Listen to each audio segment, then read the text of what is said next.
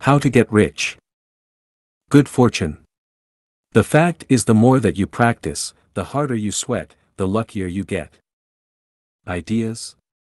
We've had M since Eve deceived Adam, but take it from me, execution's the key. The money? Just pester a likely investor. To get what you need, you toady to greed. The talent? Go sign it. But first, wine and dine it. It's tedious work with a talented jerk. Good timing? To win it, you gotta be in it. Just never be late to quit or cut bait. Expansion? It's vanity. Profit is sanity. Overhead begs to walk on two legs. The first step? Just do it and bluff your way through it. Remember to duck. Godspeed. And good luck. Preface. Can this book really make me rich? There are few ways that a man can be more innocently employed than in getting money. Samuel Johnson, Boswell's Life of Johnson. Why would a rich person waste time writing a book to help other people get rich? 2 reasons. Because I enjoy writing about something I feel I know about. And because I believe that almost anyone of reasonable intelligence can become rich, given sufficient motivation and application.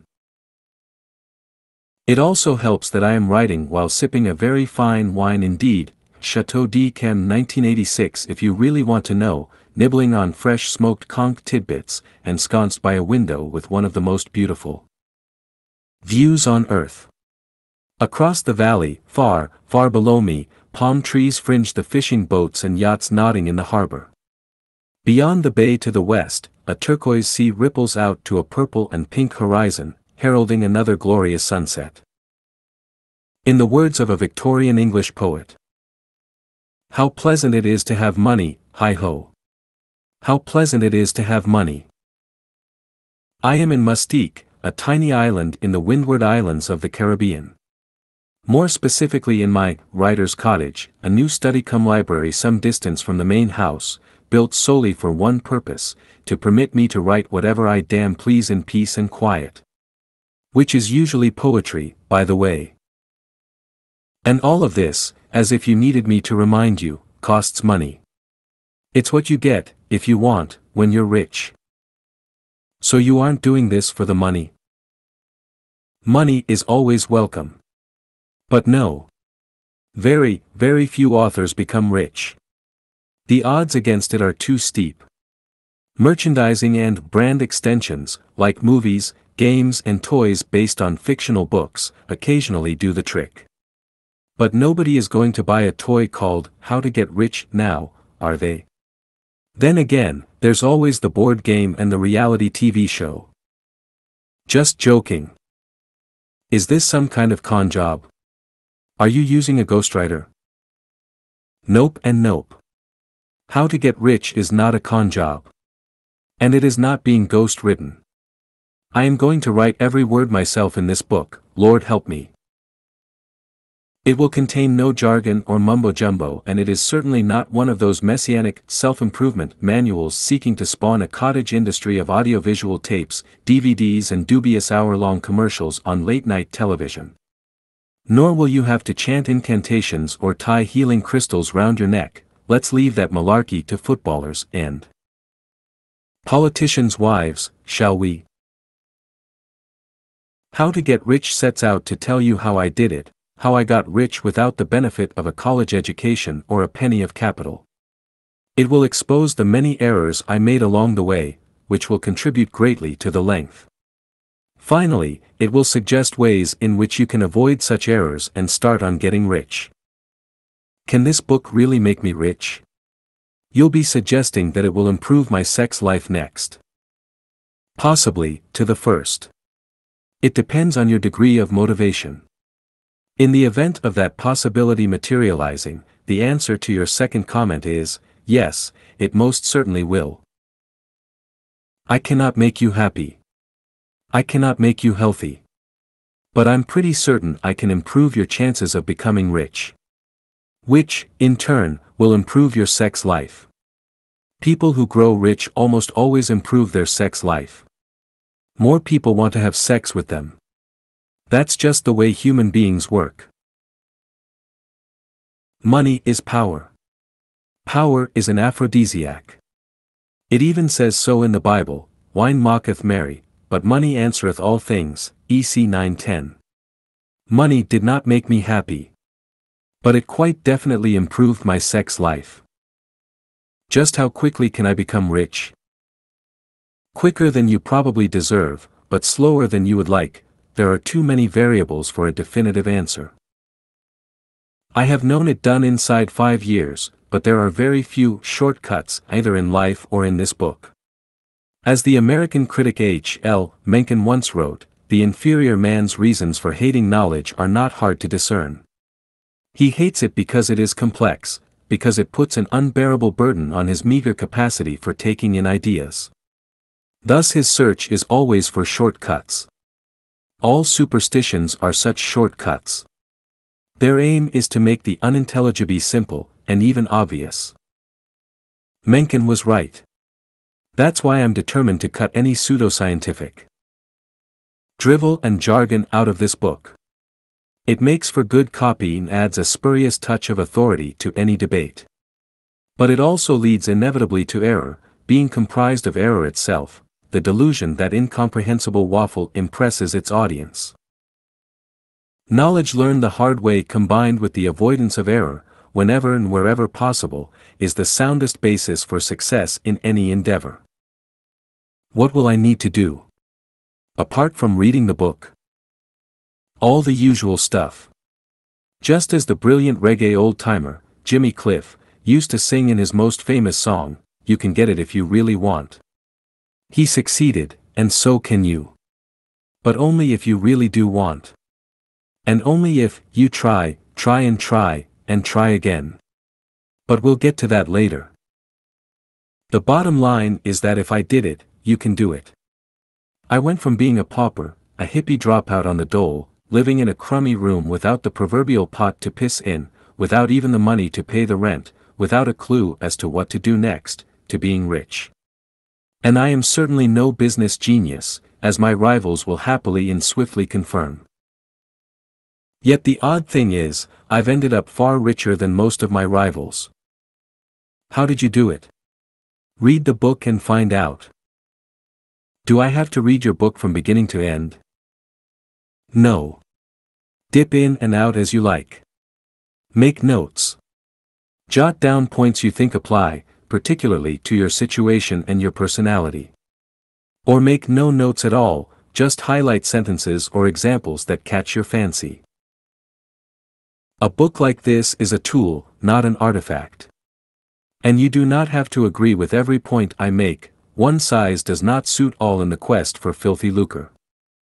What's the difference between How to Get Rich and all the other books about becoming incredibly successful? Simple. I am not a charlatan and do not profess to be a miracle worker. How to Get Rich is being written for amusement, not just effect or to earn a fortune in the so-called self-improvement industry. And, because I have little left to prove in the field of generating wealth, my book is as truthful and as complete as I can make it. Lastly, I don't want to sell you anything else, like Volume 2 and then Volume 3 or a set of patronizing videotapes or DVDs. All you see is all you get with How to Get Rich. I did not become rich by writing manuals telling other people how to get rich. I do not have pearly white teeth and I do not stride onto TV studio podiums in casual suits costing $10,000 spouting mantras with a cover version of Simply the Best, belting out from the loudspeakers in front of a staged audience of adoring fans. I got rich my way. You might even say the old-fashioned way. By making errors, lots of errors, and learning from them. Much of what I intend to share with you concerns those errors, rather than my successes. In a nutshell, I'm not a mountebank. I'm just a guy that got rich in the real world, not on the self-improvement, happy-clappy merry-go-round, where the only real winner is the weasel with the blow-dried hair. How rich are you, anyway? I don't know. Neither does any rich person know. I haven't cashed in all my assets yet and I'm not certain what they will fetch. Let's say between $400 million, US dollars, and $900 million of net worth before tax. I honestly cannot fix a number any closer than that. 5 homes. 3 estates. Fancy cars. Private jets. The jets are always rented.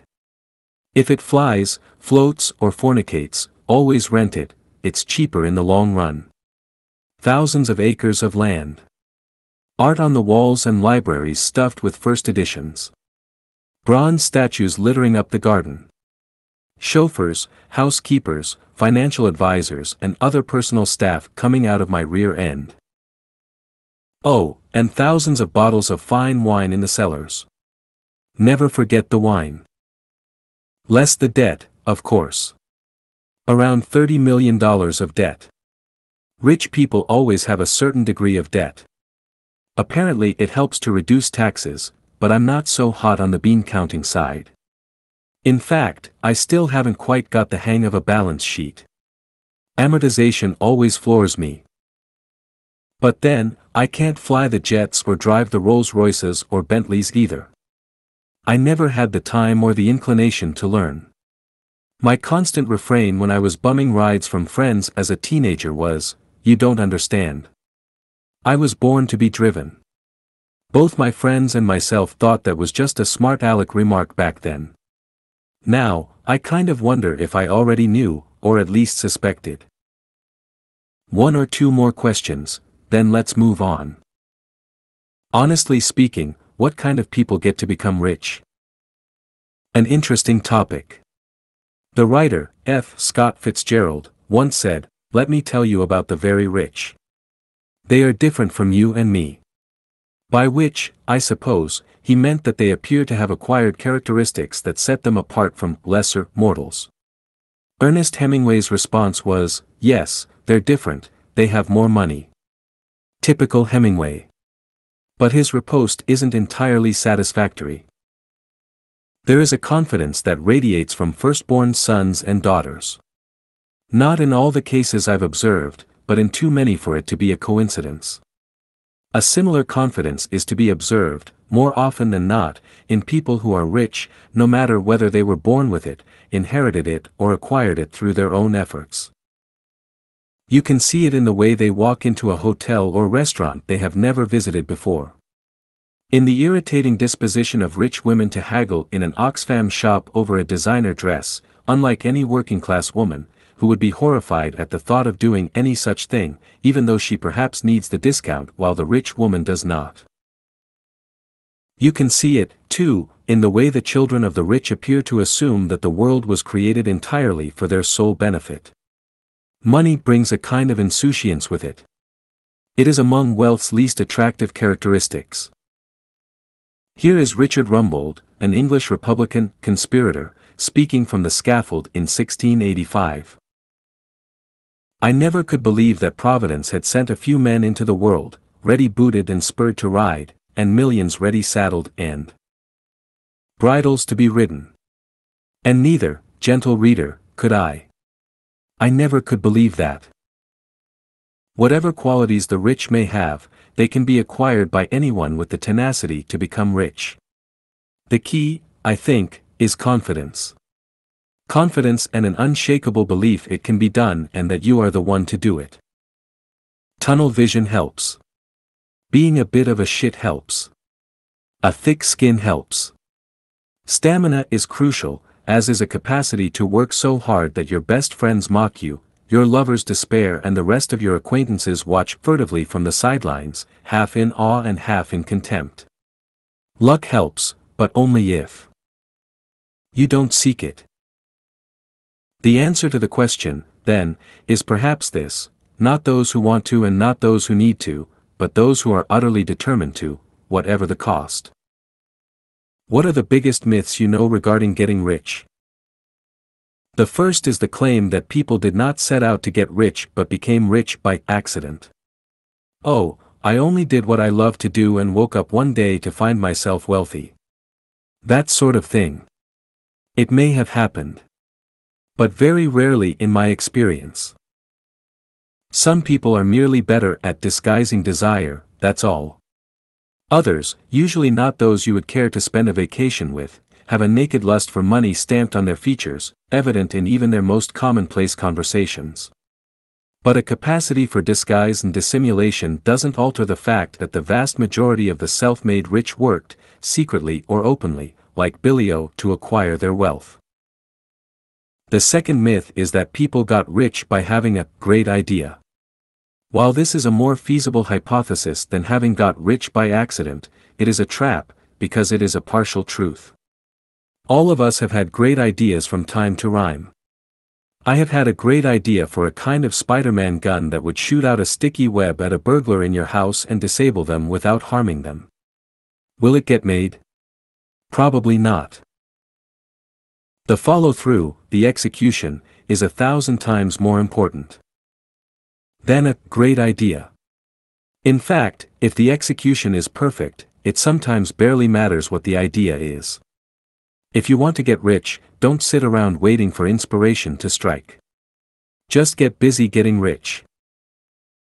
Thirdly, and lastly, I think that perhaps the most destructive myth about becoming rich lies in remarks like, well, it was okay for you starting out in the late 1960s. But times have moved on. You couldn't do it that way today. Perhaps not, but you can certainly do it some way. Times change, but human nature, the lure of wealth and the determination to acquire it remain a shining constant in the world of ambitious men and women. The example of others not even born in the 1960s is all around you. They prove such thinking to be false. If you think that it can't be done and dwell on that thought too long, then you are likely to remain poor. It's as simple as that. Why start a book like this with a poem? Did you write it? Yes, I wrote it, but that particular poem is more in the way of a nursery rhyme. And I began this book with a poem to demonstrate that becoming rich has given me the most precious thing in life. And just what is the most precious thing in life that riches can supply? Easy for me, it's time. Time. Time to read and write poetry if I want to. Or to write a book if it takes my fancy. Time to travel on the slightest whim, to walk in the woods, to think, to commission art, to read, to drink, to hang out with friends and loved ones, to do just about anything really, as long as it does not involve day after grinding day making money in an office or a factory for somebody else. That's what money can do. That's why you picked this book up. To make the money to do what the hell you want. Now I suggest you flip the page and read the poem that follows. Even if you do not normally read poetry, it's worth a couple of minutes of study. Its subject is the destructive power of a certain type of envy. Then skip to the introduction, where we can discuss just how rich you want to be. What's it like then, being rich? What's it like then, being rich, knitting gold to warm an itch? Very much like being poor, wealth is just a key, no more. Why not share this magic key to luxury, and start with me? Surely better that you earn it. Could I trust you to return it? How does one become your ilk? Is it bred in mother's milk? Many paths can lead to riches, few in sunlight, most in ditches. Wherein lies the difference from us, this odd ambivalence? Envy, malice, obligations, toadying from poor relations. Grown far richer than his neighbor, why would any rich man labor? Wealth is salt in wine immersed. Quaffing but excites the thirst. Salt my arse. It's filthy greed, how many homes does one man need? For some the trick's in trading it, for others, in parading it. I've seen. But surely, comfort pales perched on padded Chippendales.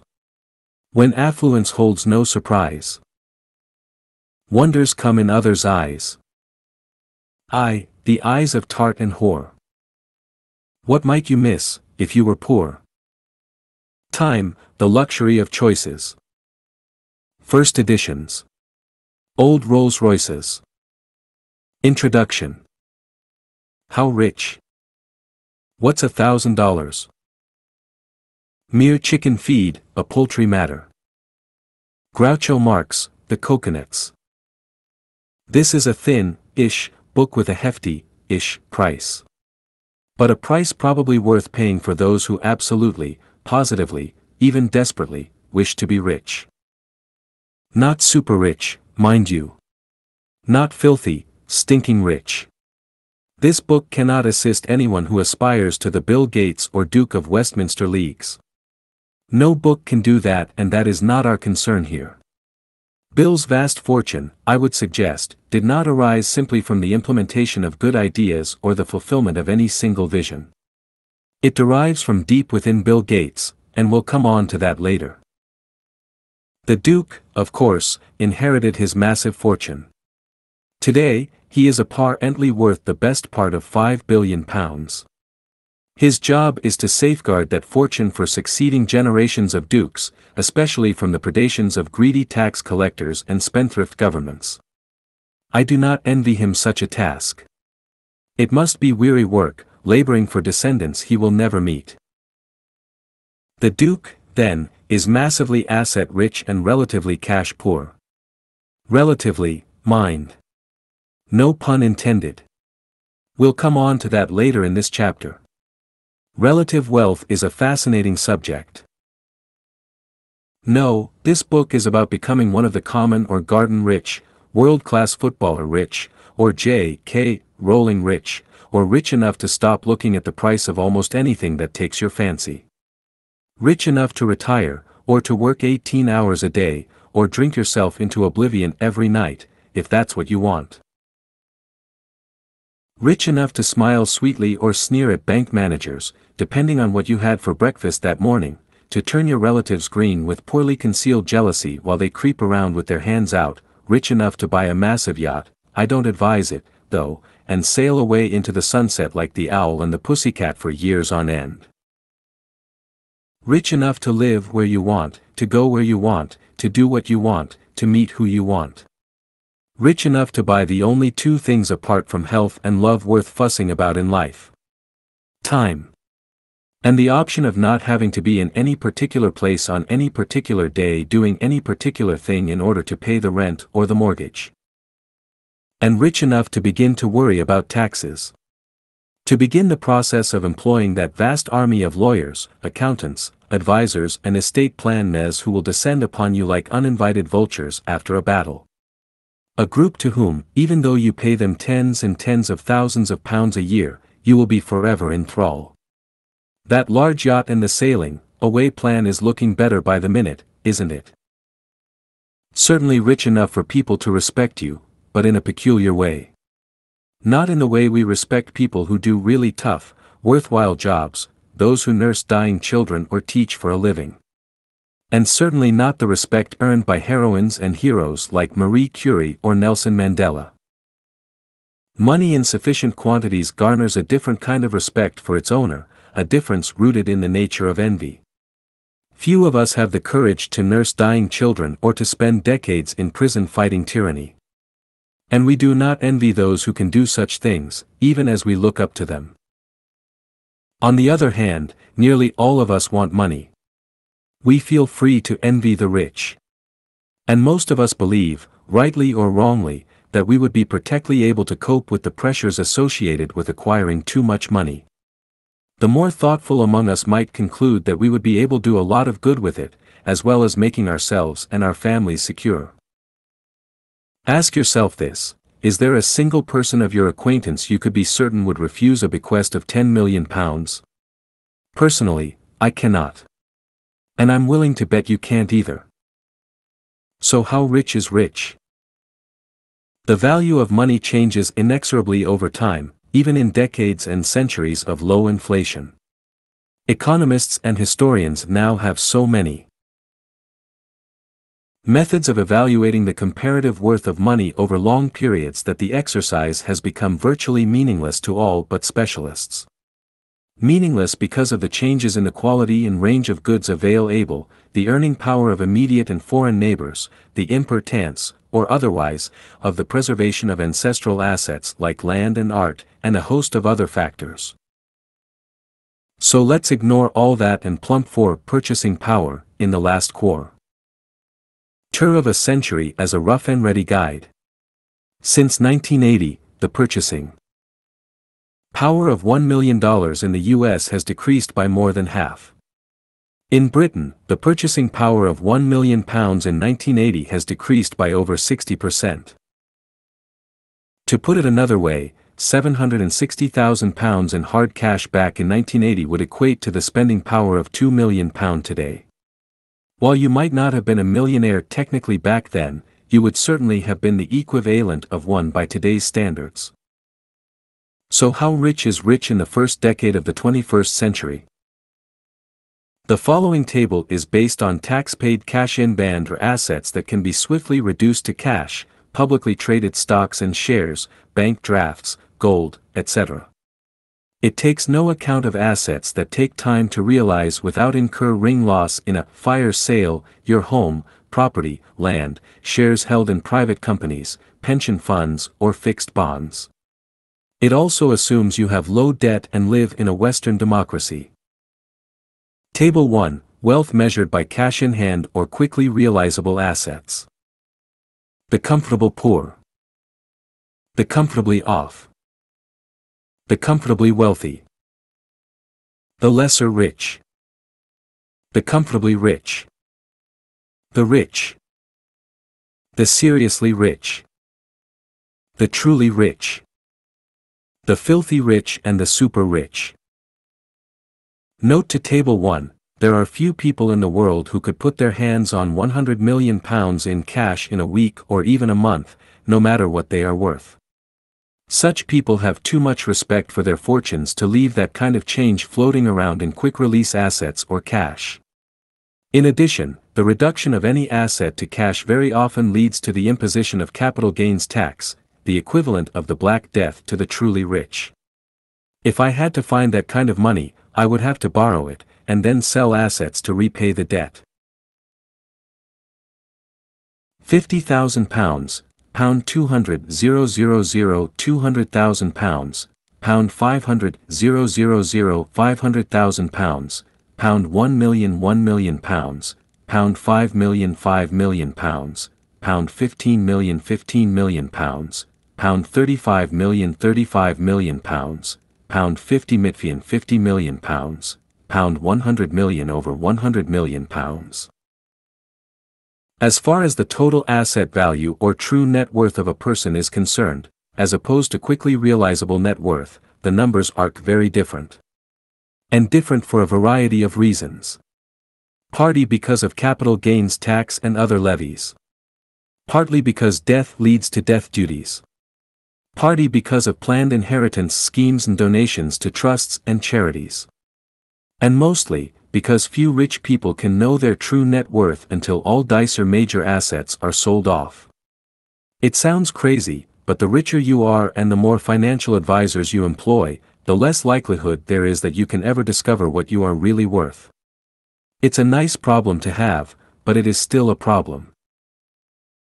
This is why so many rich people distrust the rich lists and league tables of wealth published every so often in newspapers and magazines. We know that if we cannot calculate our true net worth, and if our paid armies of accountants cannot agree upon a figure, then compilers of lists and financial journalists certainly cannot do so with any real accuracy. In the words of the art collector and oil billionaire John Paul Getty, if you can actually count your money, you are not really a rich man. A final caveat concerning the total asset value of rich individuals is almost as obvious. Above a certain limit, it doesn't really matter to them how rich they are, give or take the odd miser and the odd 100 million. That is, it ceases to matter unless you are one of the intended heirs. Then it matters. Boy, docs it matter. You might be surprised at the number of wealthy individuals who die without proper tax planning, or even intestate, a fancy way of saying that someone has died without a legally enforceable will in place. It is these intestate estates that so please the Chancellor of the Exchequer and his minions. If you die without a legally enforceable will, chances are the taxman will gobble up a great deal of what you left behind. This next table, then, shows my take on a person's total net worth, assuming you are not about to die, that you are prepared to take time to cash out such assets and, again, that you have low debt and live in a Western democracy. Table 2, Wealth measured by total assets, true net worth, £1 million, £2 million the comfortable poor £2 million, £5 million the comfortably off £5 million, £15 million the comfortably wealthy £15 million, £40 million the lesser rich £40 million, £75 million the comfortably rich. £75 million, £100 million the rich £100 million, £200 million the seriously rich £200 million to £400 million the truly rich £400 million to £999 million the filthy rich over £999 million the super rich. Note to Table 2, the importance of taxation upon assets in such a table cannot be underestimated. In certain circumstances the true net worth of an individual or family might be reduced by as much as half, if little or no tax planning has been undertaken. So how rich do you want to be? The usual answer is rich enough to be happy. But riches do not confer happiness. I have lost count of the number of friends, lovers, and acquaintances I have told teas to, especially when I first passed 7 knots of cash in hand. I don't bother any more. The incredulous look on their face is always the same. What they are really thinking is, well, maybe you are not happy with all that dough, Felix. But I know that I would be. Just try me. Still, let me repeat it one more time. Becoming rich does not guarantee happiness. In fact, it is almost certain to impose the opposite condition, if not from the stresses and strains of protecting it, then from the guilt that inevitably accompanies its arrival. Even leaving any moral dimension, heaven, camels, and the eyes of needles, out of the equation, consider at least the wise sentiments of the author James Baldwin in his book Nobody Knows My Name, in which he concluded. Money, it turned out, was exactly like sex. You thought of nothing else if you didn't have it, and thought of other things if you did. But let's face it, you didn't buy this book to be happy. You bought it in the hope it would provide pointers to becoming rich. According to my tables of wealth, rich starts at a total asset value of £15 to £40 million, also known as the lesser rich. So that's where we're aiming. For starters, anyway. At the top end of that range, you might, just might, creep into the last few places on the Sunday Times Rich List, compiled annually by Philip Beresford and his team of researchers. The STRL is the gold standard of league tables of the wealthy in Britain. Your rank then would be around 999 equal of the top 1,000 richest individuals and families in the UK. As far as the USA is concerned, your £40 million would place you nowhere on any major list. Except, perhaps, somewhat high in the kind of esteem I described earlier among family, friends, partners, gold diggers, stockbrokers, bankers and estate agents. Well, I did say that £15 to £40 million was only a start. Of course, all measurements are arbitrary. They are just an attempt by humans to make some kind of order out of a chaotic universe. In and of themselves, they are meaningless. Quite as valid a measurement of money as asset value or cash in the bank might be availability on request or lifetime spending totals. If you had no money yourself, but a fairy godmother gave you exactly what you needed whenever you requested it, you would never make the Sunday Times Rich List, but you would be the richest person in the world, even if you gave everything away each night.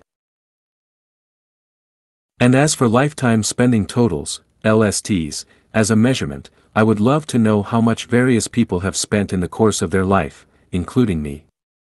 Sadly, I know I am never going to be able to figure it out, except for the certainty that I have spent hundreds of millions of dollars. My LST will have been eye-watering.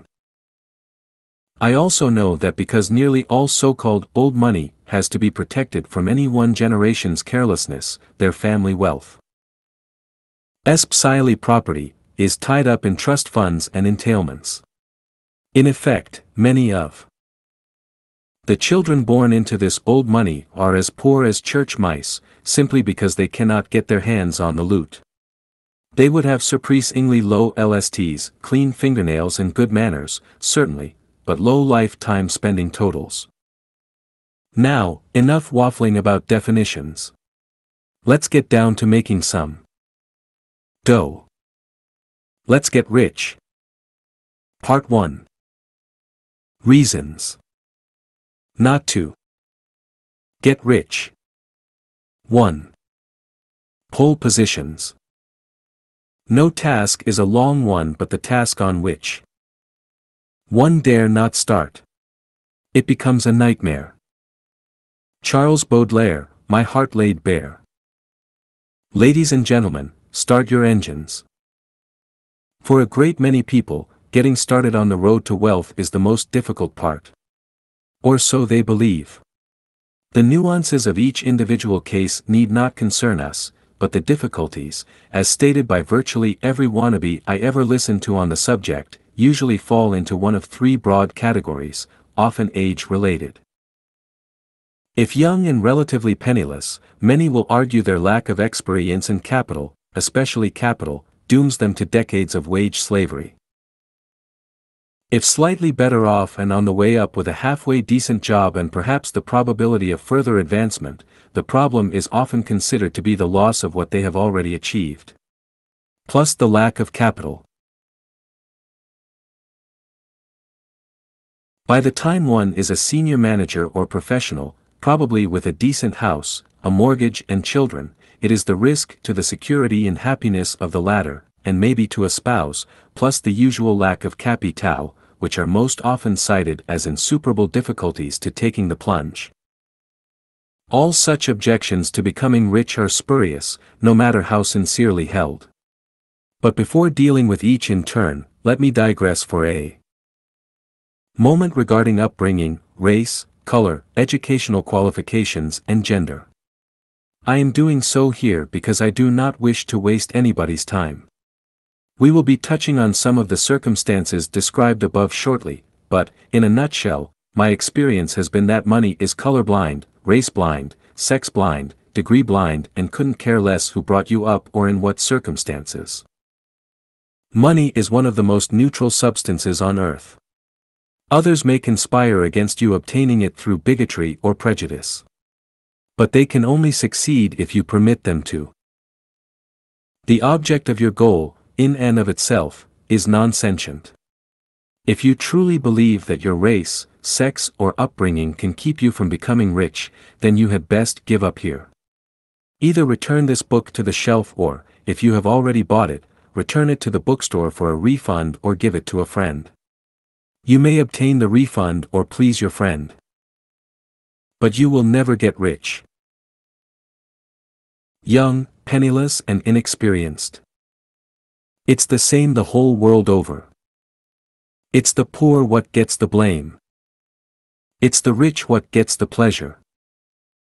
Ain't it all a bleeding shame? Variety Hall Song, C. 1915. Excellent. You stand by far the best chance of becoming as rich as you please. You have an advantage that neither education nor upbringing, nor even money, can buy. You have almost nothing. And therefore you have almost nothing to lose. Yes, yes, I know you've heard all that before. But consider for a moment.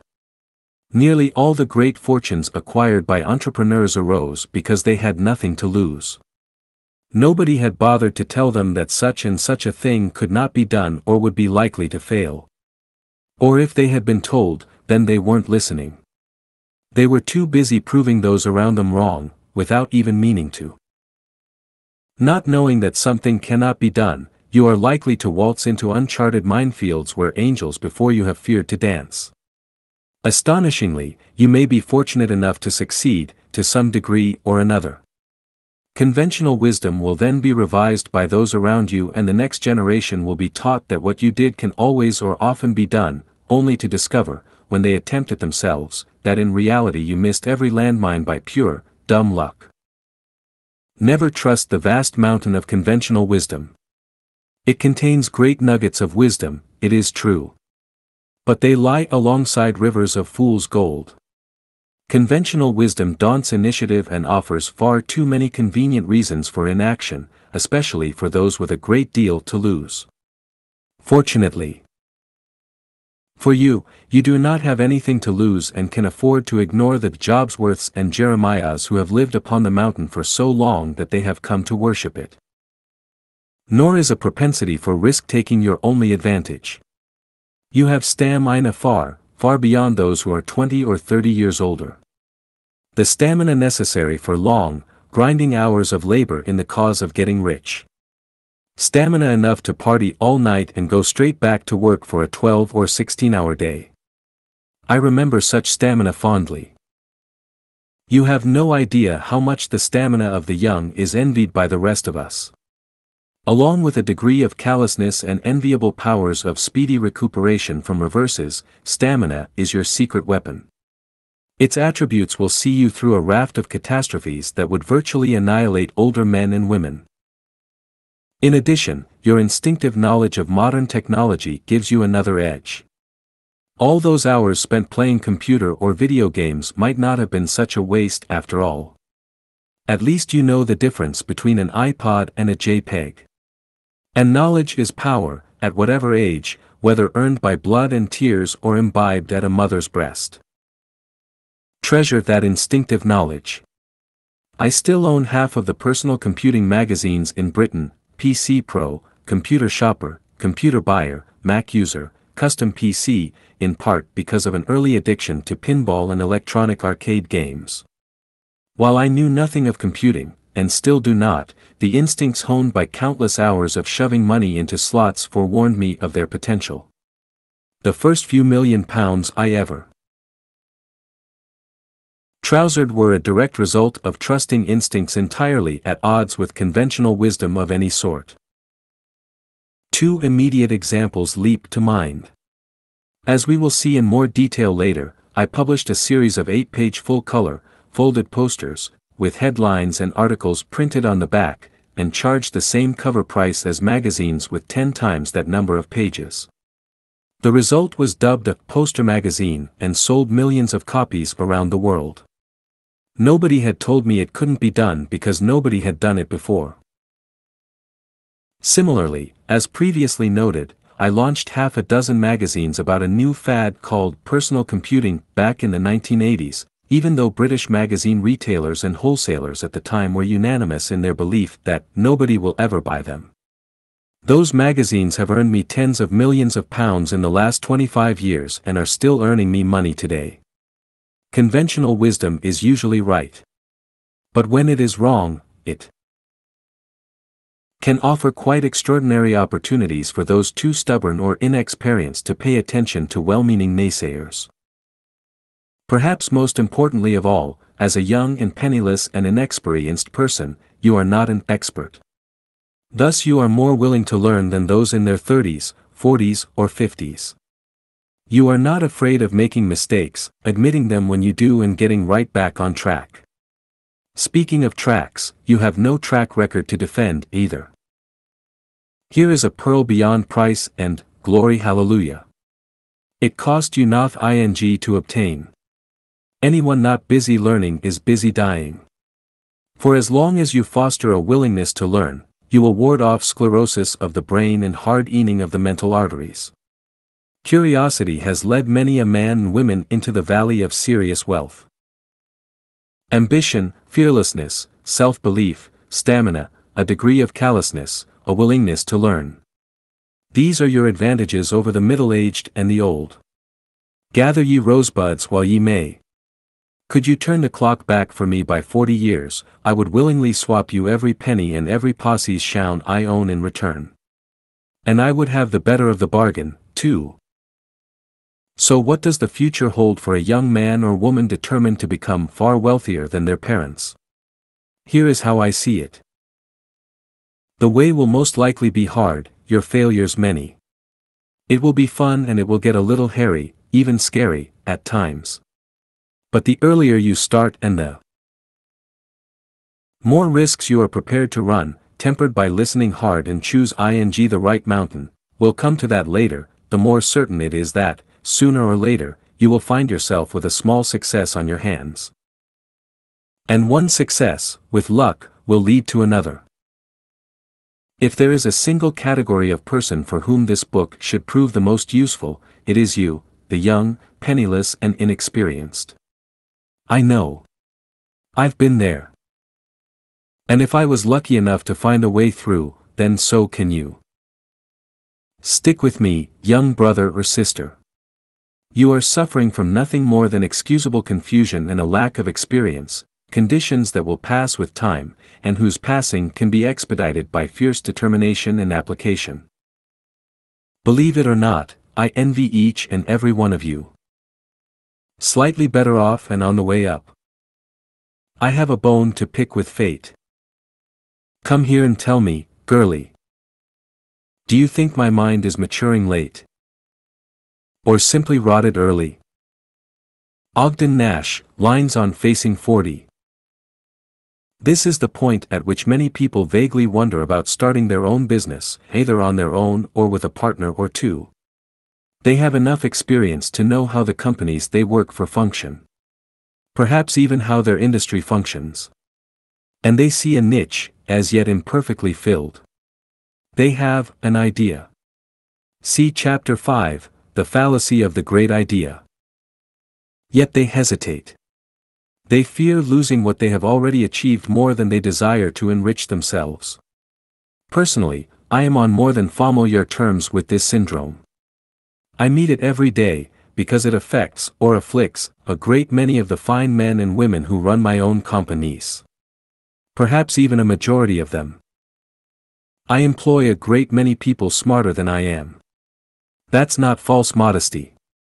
That's a stone-cold fact. The only two reasons they continue to work for me and put money into my pocket are that, on the positive side, they enjoy their work, and on the negative side, they fear losing what they have already gained, challenging work, congenial colleagues, a certain status and the promise of promotion and pay rises. They know this as well as I do. They are far from fools, otherwise I would hardly employ them. But fear holds them back, with the exception of those rare individuals who are content with their lot. And what is fear? Fear is the little death, death by 1,000 cuts, goes the ancient Japanese saying. Nifty, but ultimately unhelpful. Similar to Shakespeare's, cowards die many times before their deaths / the valiant never taste of death but once. But is fear really the father of cowardice? Let's leave that to the philosophers. In business, in the accumulation of wealth, it is an impediment, for sure. But then, so is recklessness. No, I believe that it is the fear of failure which looms largest here. And fear of failure is definitely something that can be dealt with, and will be dealt with at length in this book. See Chapter 3, Harnessing the Fear of Failure. Outsiders are sometimes surprised at my reaction when people in this category, the slightly better off and on the way up, decide to leave one of my own companies and set up on their own. I always wish them well. Not only outwardly, but in my heart, too. Often I throw a party for them. Or write glowing testimonials. Once or twice I have even underwritten their office lease or introduced them to a banker or a lawyer I trust. Why do I react that way? 3 reasons. Firstly, I'm proud of them. Proud that those who work for me are brave enough, motivated enough and trained sufficiently well to go for it on their own. Boldness attracts applause, as the writer and philosopher Goethe once remarked in doggerel. Whatever you can do, or dream you can, begin it. Boldness has genius, power and magic in it. Secondly, it's win-win. If they fail, they may well return to our company, especially if they remember that my senior colleagues and I sincerely wish them success in their new venture. Thus, if they fail, the company will be enhanced by their return. While if they should succeed, then we will be all richer for having an old alumnus as a friendly rival in the industry, rather than having created an enemy who wishes us anything but well. Lastly, it's because I fear them. I fear they may have spotted something we have missed, some gap in the market. I fear we may have failed to listen to them. I fear that their new venture will grow at our expense while it poaches our personnel and our market share. And the only way to deal with fear is to cozy up to it. To took it in the eye and pump its hand. To translate its negative energy into adrenaline. To harness it. To laugh with it, rather than at it. Perhaps this could be you giving your current boss the scare of his or her life. At the very least, providing your idea or venture has serious merit, any sensible company would attempt to buy you off. If they do not, then perhaps they are not a company that deserves to benefit from your talents. It's a thought, isn't it? As one who has been the boss for longer than many of you have been alive, I can assure you that you enjoy much greater leverage than you might believe. But you will never find that out until you go for it. For the slightly better off and on the way up, now is the time to consider whether or not you intend to continue making me, and people like me, even richer, or whether you wish to become rich yourself. You have little time left in which to make up your mind. Your youth and stamina is ebbing away. You are getting too comfortable. It is not a course lore everyone. But I think you can guess what my advice to you would be. What the hell? Go for it. Senior manager or professional. Pushy young Turks are impatient for news. Young Cinderellas are singing the blues. Wannabes, just like you used to be. Choose. Who's gonna fill this dead man's shoes? Dead man's shoes. Welcome. I'm surprised you could bring yourself to read such a book. It's a good sign. It shows you're still curious. Still hungry. Not as hungry as the penniless lad or lass at the beginning of this chapter, of course. But then youth is wasted on the young, and they have so much learning to do they not? You, on the other hand, have learned much. There is little about your company you do not understand. Little, too, about your industry that has escaped you. You have seen a great many fools take the plunge into freelance work or set up in business on their own with such high hopes. And watched nearly all of them come crashing down in flames or creep through the bankruptcy courts hoping nobody would notice. But I bet you noticed. I'd bet my bottom dollar that you noticed. Still, there have been one or two who made it, haven't there? One who even suggested you take the plunge with her and cake a piece of the action. Was that the one you turned down? The woman who waves when she passes you in her Mercedes-Benz SLR convertible on her way to a golf club you cannot afford to join. From a house on the water with its own dock, apparently. The one who is now far richer than she deserves to be. The one who got lucky. Let's face it, you were, and are, smarter than she is. Or ever will be. Annoying, isn't it? But you don't have to give up hope. With luck you'll make the board in 4 or 5 years, if you haven't already. So much easier to strike out on your own from such a position, rather than acting precipitately, non.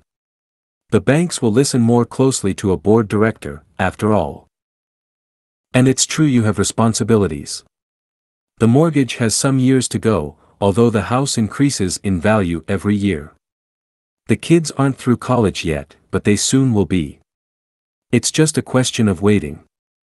Of recognizing the realities of the present tempered by the necessities of the past and the possibilities of the future, as the author R.G. Collingwood put it. But then, he was writing about history.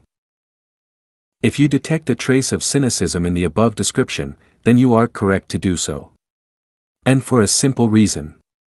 In nearly 40 years of doing business, I know of only 6 senior managers or professionals between 40 and 50 who struck out on their own. And 2 of those were lawyers. One did very well indeed with his own law firm. 2 of them did fairly well. One went belly up and never recovered financially. One threw in the towel and owns a tiny bar on an island in Croatia. I suspect he is the happiest of the lot. The remaining one shot himself when his venture collapsed. None of them became really rich. Yet you picked up this book. You're still curious. You're still hungry. Read on, my learned friend. How to Get Rich may subvert you yet, though I very much doubt it. And you know what? The kids and the house and the mortgage and your retired parents and the love of your life, whether a man or a woman, and all your current responsibilities, they are not the real problem. They are either inanimate, or they love you, or they don't love you. They will not love you less, or more, if you decide to surprise everyone around you and seize the time. As you could seize it, if you truly wished to. Then you'd show them. Why not face the unpalatable truth? These are excuses. They are nothing but a smokescreen. An alibi. Convenient camouflage to prevent you from accepting that you will probably never be rich. Soon, you must choose. Many people would say you have left it too late to choose. But still, you picked up this book. You're still curious. You're still hungry. And you know it can be done. Even better than the young and penniless and those on their way up, you know it can be done. Better still, you know how it can be done. You have helped make it happen, for someone else. The only question is, will you dare to try? If you will, then you are one. In 1,000,000. Or 2,000,000 or 3. Your chances are slim, but they are not impossible. My earnest advice is to get yourself a young and fearless partner. With tons of stamina. Choose him or her with care. It's your best chance to get rich. 2. 1,000,000 to 1. There are 3 kinds of lies. Lies, damn lies and statistics. Thomas Carlyle, Chartism. Dare not is one thing. Cannot is another. Not everyone can be rich. But anyone can dare to. Somebody has to. Let's take a look at the arithmetic relating to the odds. By my earlier definition, only 0.000016% of 60 million British citizens are rich. That's less than 1% of 1% of 1% of 1% of 1% of the total population. If your best friend inherited £1 million and gave you 0.000016 of their windfall, you would receive a princely 16 quid. Hey! Thanks a bunch, old chum. If wealth were decided by lottery, you would have 16 chances in 1,000,000 of scraping into the top 1,000 richest people in the UK. To reach the top 50, you would have to do better. A lot better. Like 1 chance in 1,000,000, allowing that a fair percentage of the places in those leagues are taken by those who inherited their loot, or a good chunk of it, anyway. These are not very enticing odds. Fortunately, less and less wealth is decided by the lottery of inheritance. Only a quarter of the entries now in the Sunday Times rich list in Britain find themselves there due solely to inherited wealth. If, indeed, it is that many. 25 years ago it was different story. Back then, nearly 3/4 of the buggers were force-fed their wealth from golden spoons. In those days, though, there were only 200 entries on the list. Lo, have the mighty fallen. And they'll be falling further yet when another blasted nouveau riche like you, dear reader, elbows his or her way into the golden horde. If you can, that is. Because not all of us are cut out for it. Let us explore factors likely to exclude an individual from becoming rich. This is where we sort the wolves from the does, the prey from the predator, and you from a lifetime of wage slavery. There's health, for a start. People in poor health usually find it difficult, no matter how clever they are, to muster the stamina that becoming rich demands. In any case, when you are really poorly, the allure of wealth rapidly recedes, except as far as first-class health care is concerned. I can attest to this from personal experience. Twice now I have survived life-threatening illnesses. Making money was not big on my list of priorities at that time. In fact, I was so far gone at one point, that I forgot to sue the bastards who were responsible. Looking back, I must have been very ill indeed.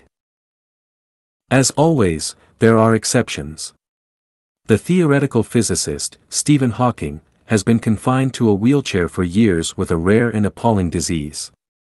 Yet he made a bundle with a book that very few people have ever read right through to the end. A book that has sold millions of copies, A Short History of Time.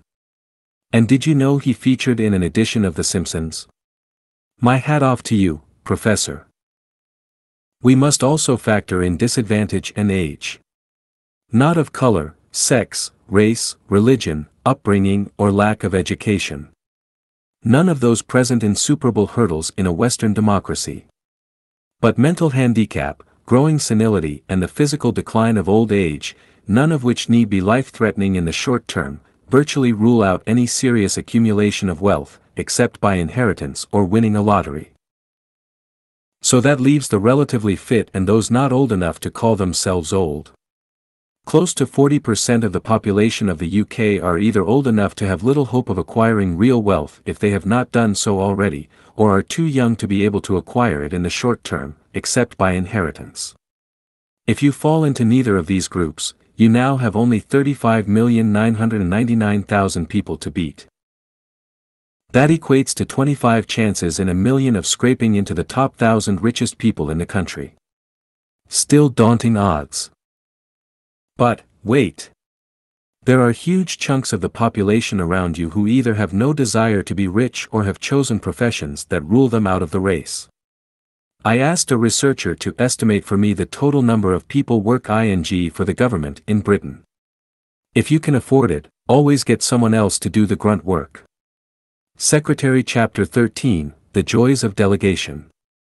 While it is theoretically possible for a civil servant to resign from their job and become a multimillionaire, especially, apparently, if they worked for the Ministry of Defense, the number of ex-civil servants in the Sunday Times rich list is tiny, 2 of them having inherited their wealth while parading in the corridors of power, and one who was rich long before he became a minister.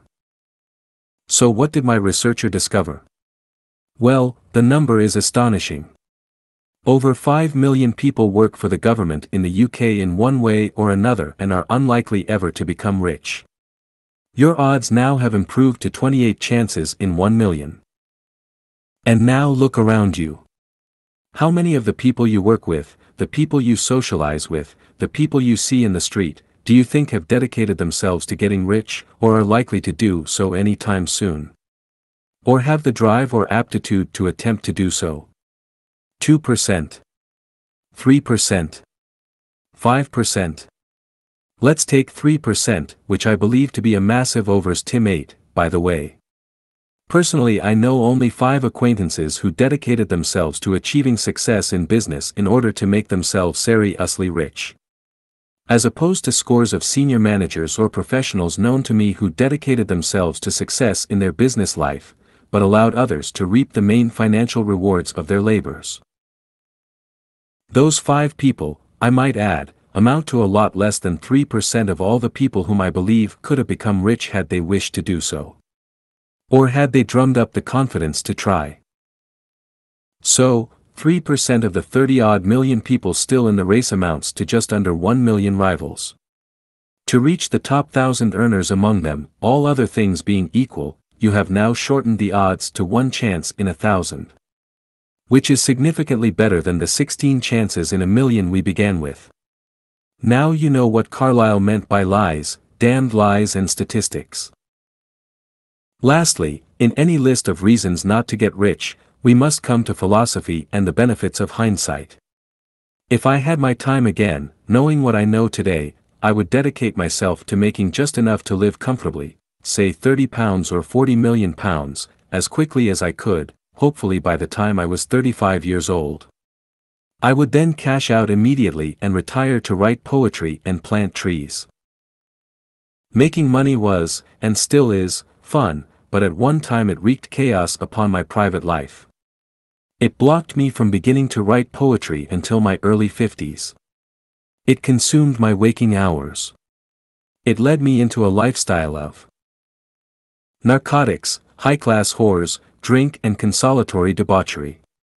As a philosopher might have put it, all the usual dreary afflictions of the seeker after wealth. These afflictions, in turn, helped to undermine my health. But like an old, punch-drunk boxer, I couldn't quit. I always craved just one more massive payday. One more appearance under the lights with the roar of the crowd and the stink of the sawdust and leather. One more fight.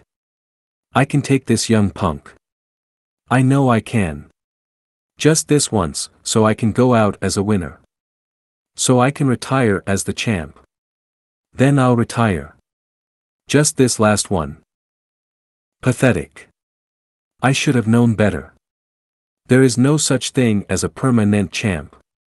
After all, I co-wrote the first best-selling biography of Muhammad Ali back in 1974.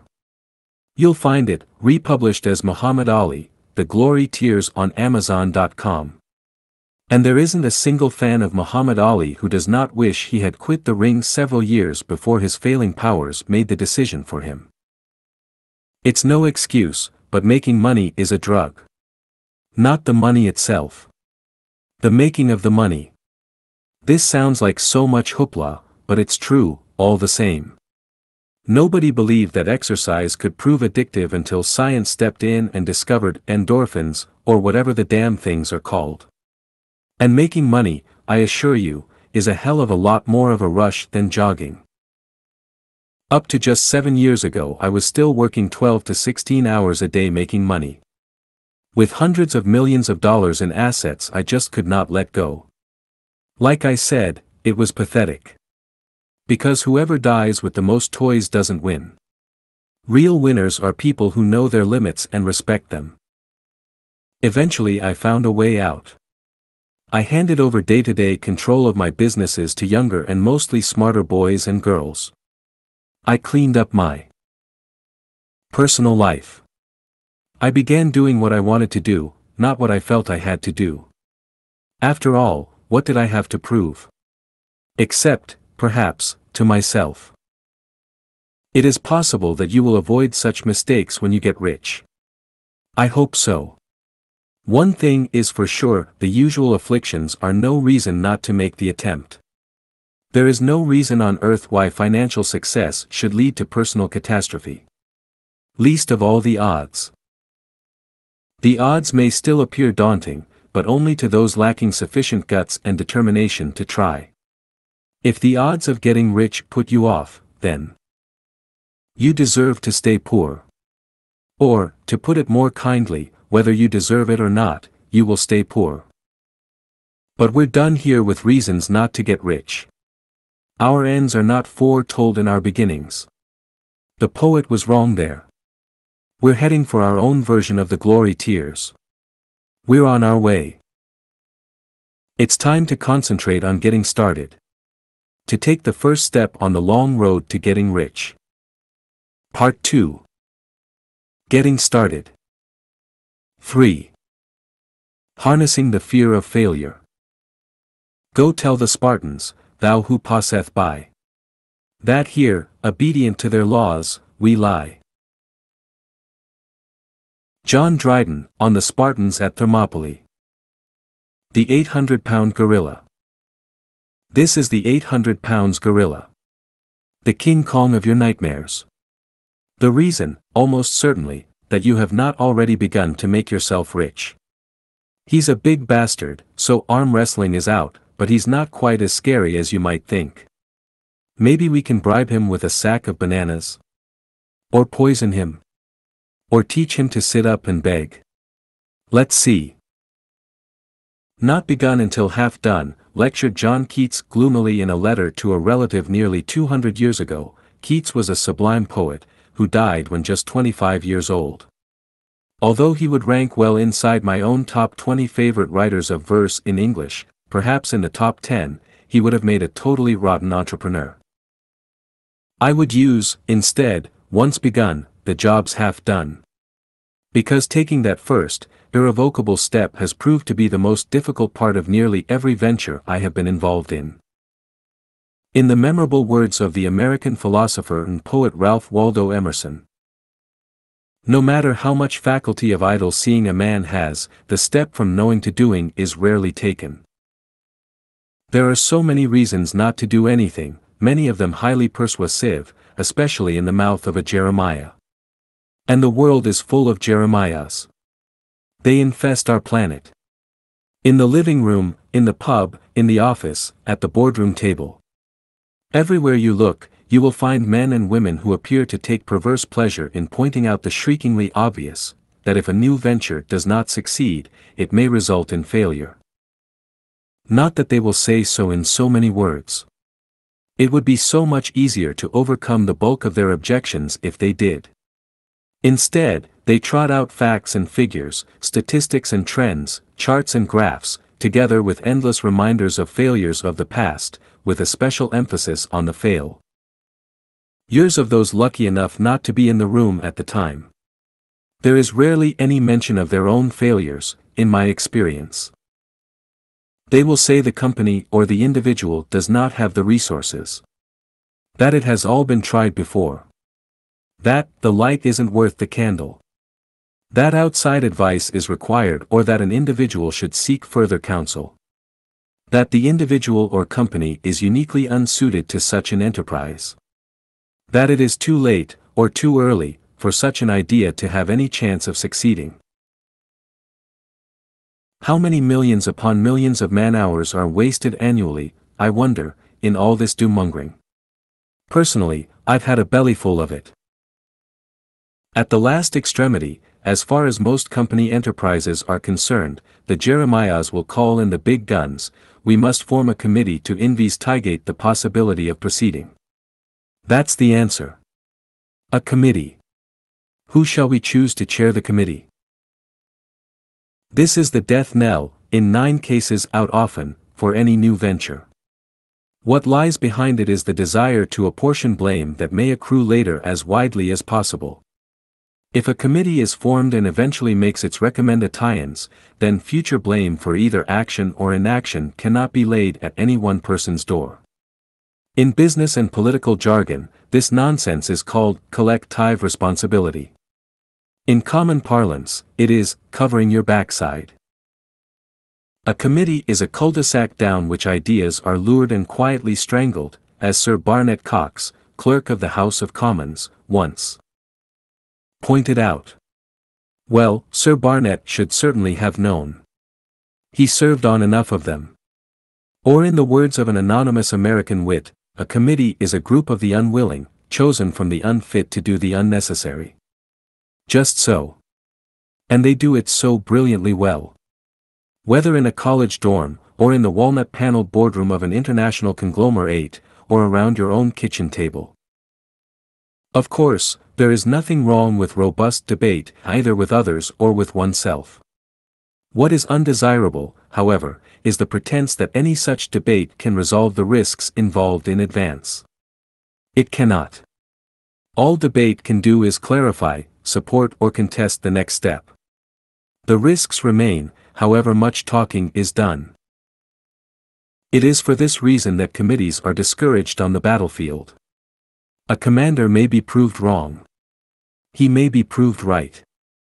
But prompt decisions and orders, right or wrong, are far healthier than endless debate and prevarication. This applies equally to a debate within one's own mind.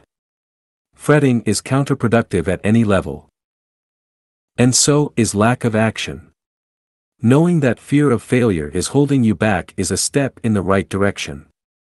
But it isn't enough, because knowing isn't doing. Knowing isn't doing what you need to do, my son. Telling me you know is only bluffing on the run. Knowing isn't doing. Doing isn't knowing. Nothing but the knowing and the doing gets it done. Fear of failure and the avoidance of blame, then, is what drives Jeremiah's and haunts them. To be fair, it haunts all of us. In essence, it comprises 2 components. The first is our natural desire to avoid letting ourselves or others down, perhaps with calamitous financial repercussions. The second is the exposure of that failure to the outside world. The majority of you reading this now are mentally nodding in agreement. Otherwise, why would you be reading a book called How to Get Rich? No shame there. Believe me, I have sat with colleagues and partners of long standing, many of them highly experienced, and listened in disbelief while they have talked themselves round and round in circles, or figures of 8, or any configuration designed to delay the agony of saying, "Okay, let's do it." Or even, "Okay, let's forget it." And looking back, I have to say that I regret the majority of the times I acquiesced in shilly-shollying and a retreat to safety. I would rather have tried and failed, in most cases, than have taken the safer course that so often appears to be wiser in the abstract. Back in the late 1970s, for example, I had a conversation with a much older man, a senior manager at the high street retailer, W.H. Smith. W.H. Smith are a power in the magazine and newspaper industry. This old buffer was friendly and helpful towards my little publishing company. I was interested in launching a personal computer magazine. He dissuaded me, warned me over and over that nobody would ever pay money to read monthly magazines about dinky little computers. Several colleagues in my company agreed with him. After weeks of discussions, I abandoned my plans. Shortly thereafter, another entrepreneur, Angelo Zgorelek, launched just such a title, called Personal Computer World. It soon exhibited all the signs of becoming a big success. Fortunately, Angelo did not have sufficient capital to promote it. In the nick of time I was able to purchase a majority stake in the magazine, which I proceeded to sell for a small fortune 4 years later to a large conglomerate. So what is the lesson here? Because I had been dissuaded from launching my own title, and did not own the magazine outright, I was forced to pay Angelo £1 million or so for his remaining share. Well done, Angelo. Had I launched a similar magazine myself earlier, would have been £1 million richer in the autumn of 1982. Around £2.4 million in today's money. If I had invested that £2.4 million at a low rate of compound interest, I would be £4 million richer than I am today. That is what that well-meaning old gentleman at W.H. Smith and his long-winded advice cost me. He cost me nearly $7 million in my pocket right now. And whose fault was it? It was mine, for prevaricating and listen to a Jeremiah. Let's return to the two components of fear of failure. Firstly, letting others or yourself down and the consequent financial calamity. My response is, so what? You may let others down if you act. You may let yourself down if you do not act. And just how calamitous will utter failure prove to be, in any case? Which, of course, is what gives the young and penniless such a huge advantage in the race to get rich. They instinctively know what Bob Dylan preached 40 years ago, when you got nothing to lose. Still, potential loss is always an important consideration. Everything will depend on the degree of desire and belief you bring to an enterprise. What are you willing to sacrifice to achieve it? How great is the sacrifice in reality, as opposed to your nightmarish tears at 3 o'clock in the morning? Does such a venture really risk utter destitution? Or is it, far more likely, that you fear the embarrassment of failure more than the possible financial penalty? This nastier, stickier second component, the broadcasting of our misjudgments or errors to the rest of the world, and especially to our peers, is often the nub of the matter. Whether I am sitting around with colleagues at Dennis Publishing trying to figure out if we should invest millions of pounds to launch a new car magazine, or whether a young woman, an only child not long out of college, is considering whether to take over her father's used car business or invest another 2 years of her life into obtaining a PhD in bioengineering, the same factors apply. Neither decision will involve utter financial ruin either way. But fear of attempting something, the result of which cannot be easily hidden, weighs heavily in the balance, whether we are aware of it or not.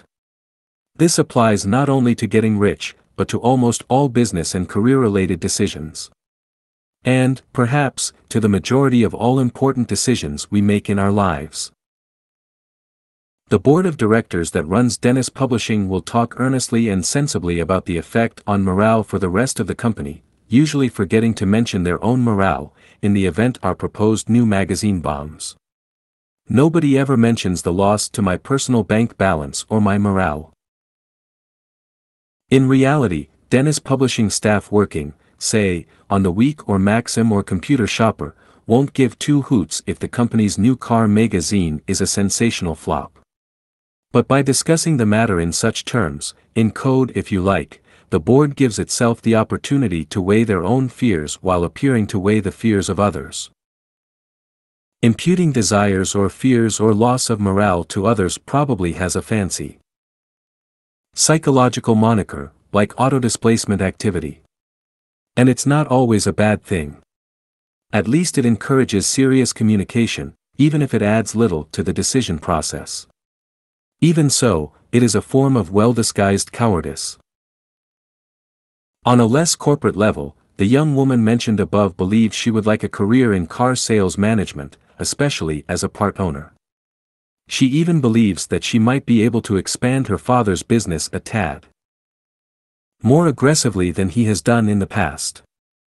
On the other hand, a PhD would add status to her life and offers the prospect of a fulfilling career in science. But she must decide. Her father is unwell and cannot wait another 2 years for her decision. What if she takes over the company and it subsequently goes belly up? What if she shoots for a master's degree and does not achieve it? A failure to obtain her master's degree could be disguised fairly easily. It is not likely to be broadcast to the rest of the world. After all, she already has a degree.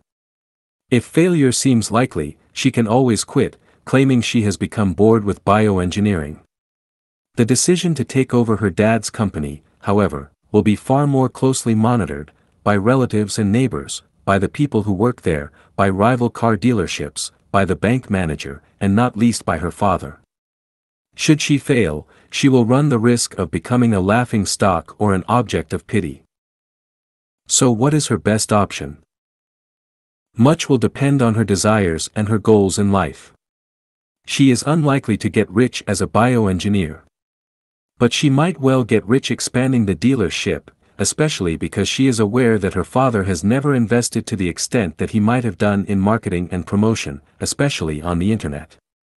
There is an opportunity, but is she prepared to exploit it? Why is she unlikely to get rich in bioengineering? Because starting up your own bioengineering firm takes vast quantities of capital and the persuasive abilities of a Richard Branson to obtain it. The car dealership, however, is already capitalized, and although she will have to pay off her father eventually, the repayments can be spread over a number of years. He is hardly likely to foreclose on her. So what should our young college girl do? Normally, I would hesitate to offer any advice whatever. But I happen to know her. I was half in love with her once. She happens to be real and her name is Julie. All this happened a long time ago. In the event, she took her degree and her father sold the business to an outsider. She is a highly competent bioengineer and has enjoyed her career enormously. But on more than one occasion, she has told me she regrets not taking her father up on his offer. The passage of time and a happy marriage have softened that regret. But it's still there.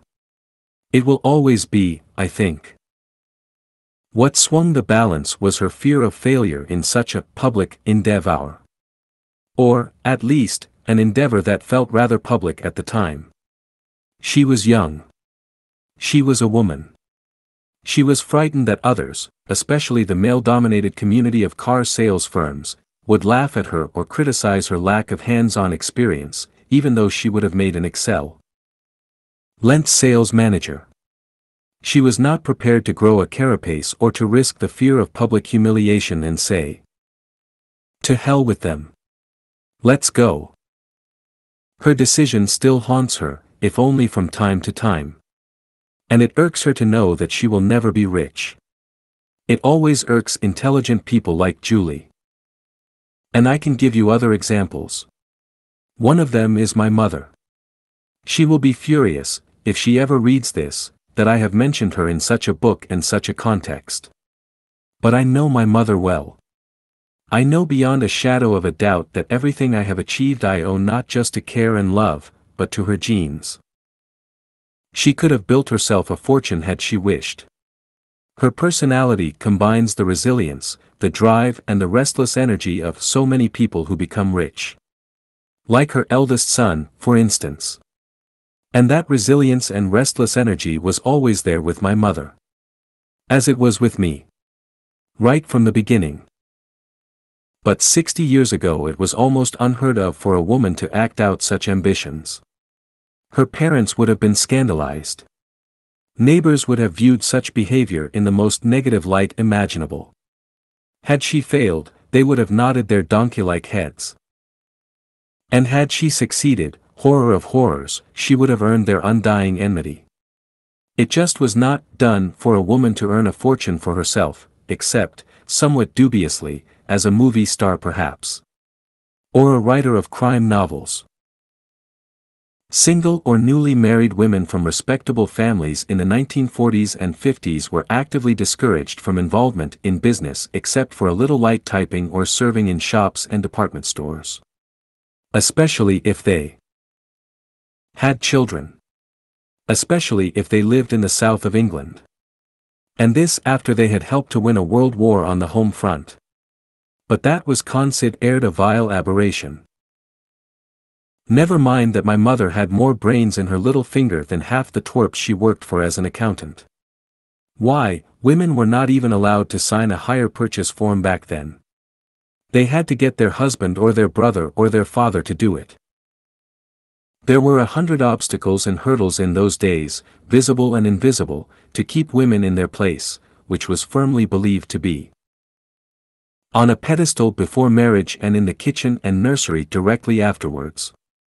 Fortunately for all of us, society has wised up somewhat, but the change came too late for my mother. So she didn't become rich. She had a decent career, that's all. She earned enough to support my brother and me and to provide us with more than just the necessities of life.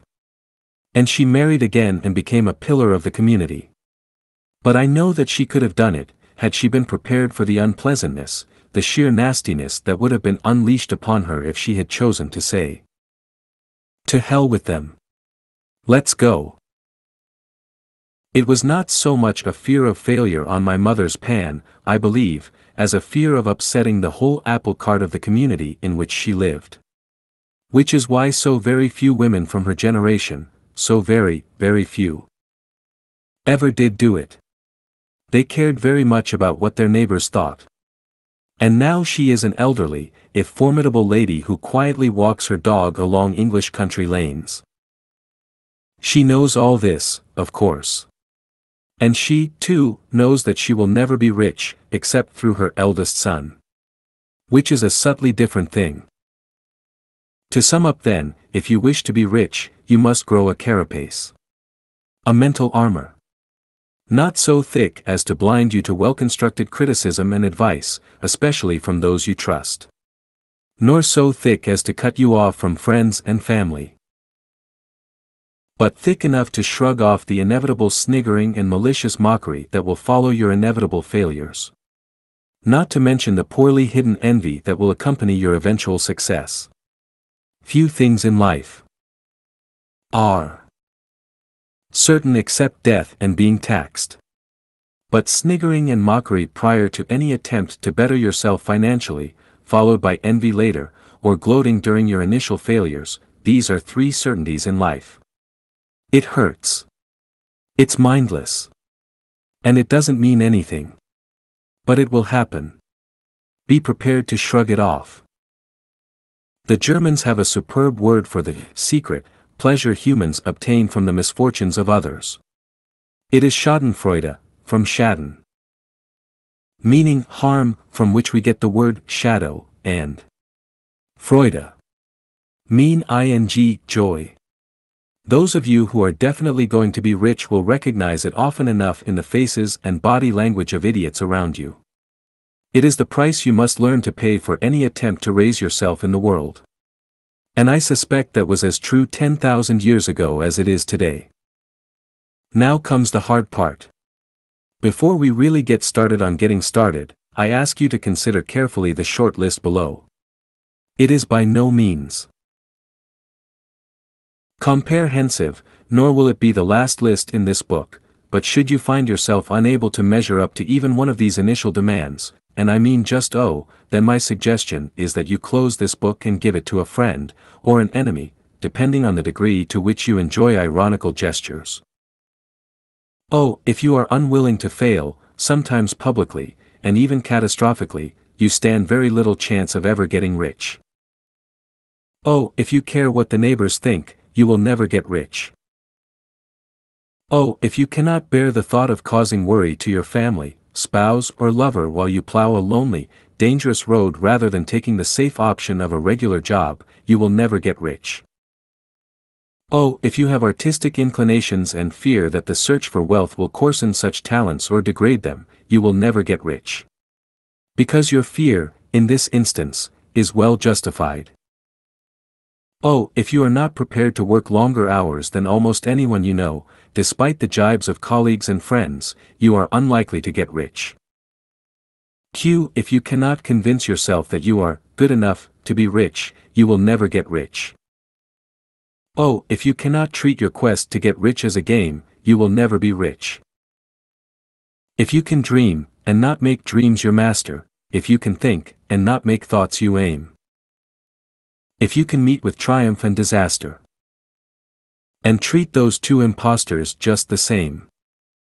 Rudyard Kipling, if you cannot face up to your fear of failure, you will never be rich.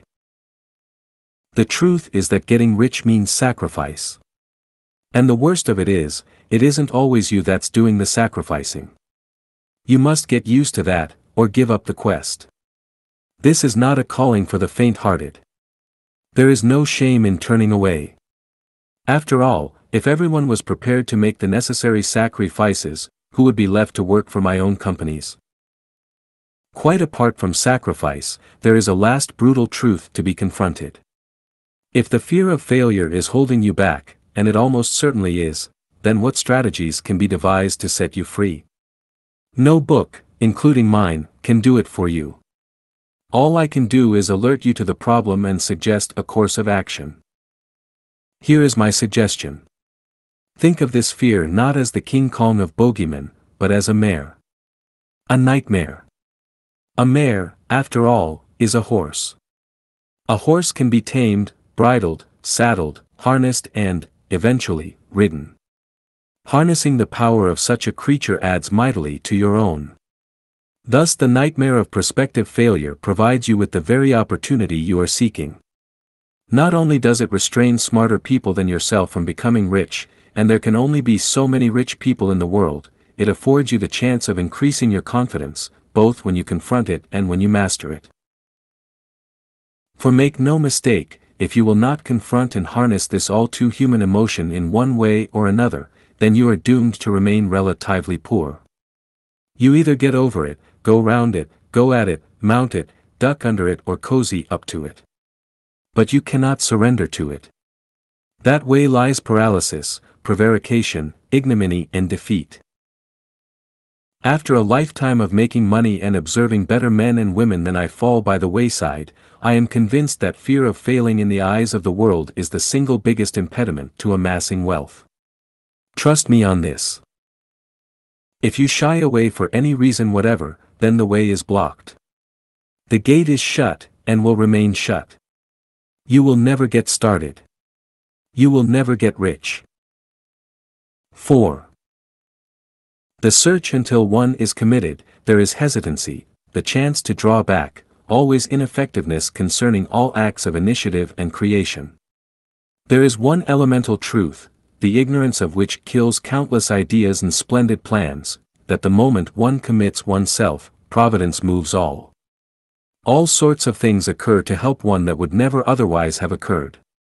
A whole stream of events issue from the decision, raising in one's favor all manner of incidents and meetings and material assistance which no one could have dreamed would come his or her way.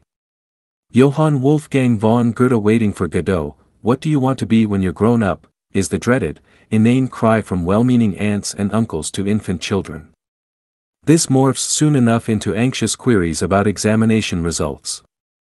By the time college is on the horizon, many teenagers are ready to wreak physical violence upon adults who pester them with thinly veiled questions and tedious advice concerning their future career. This probably happened to you, just as it did to most of us. The best response I ever heard came a few years back from one of my godchildren, delivered with a serene smile and carefully articulated irony to a nosy neighbor. "Oh, I'm going to be rap god, Mrs. Milburn, and pimp half your brownies." The brown owl who had asked him was anything but amused. Just at the very time hormonal chaos, acne, drugs, alcohol, sport, fashion, gadgets, cars, music, body piercing, partying and sex are emerging as matters of compelling interest, we find ourselves faced with an eternal mantra about earn ing a crust. All of this is irritating in the extreme, mostly because it harps upon what is patently obvious, that one day we are going to have to make a living. And yet, there is a kernel of wisdom buried in the pulp of these parental and family concerns. The truth is that the vast majority of people doing the asking did not choose their own career. Either they stumbled into it or they were pushed. Knowing this, adults are often subconsciously seeking, however clumsily, to nag the young into confronting as early as possible the biggest decision over which any of us is likely to exercise real control. We do not choose our parents. We do not choose our nationality. We do not choose who we fall in love with. We do not even choose the personality or character of the children we bring into the world or even our own personal characteristics. Random configurations of DNA do it for us. But we do get to choose, if we are determined enough, what it is we want to do for a living. Most of us flunk this test. Me, for instance.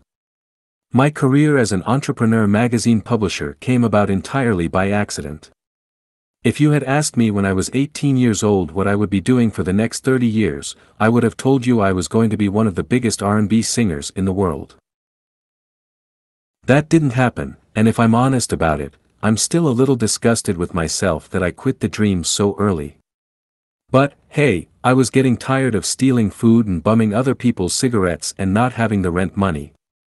It was no fun shinning down a drainpipe to ensure I avoided meet ing my landlady in the hall. And in any case, I had an appointment. It wasn't one of my own choose ing, but it came along all the same. Estragon, charming spot. Inspiring prospects. Let's go. Vladimir, we can't. Estragon, why not?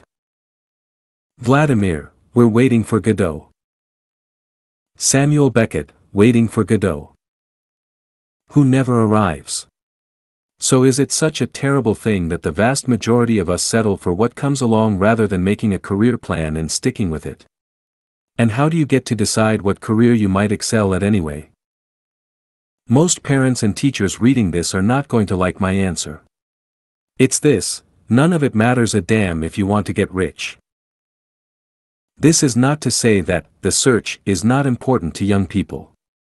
It's important and it's scary and it's fun and infuriatingly confusing. For most people, it occurs in their 20s or very early 30s.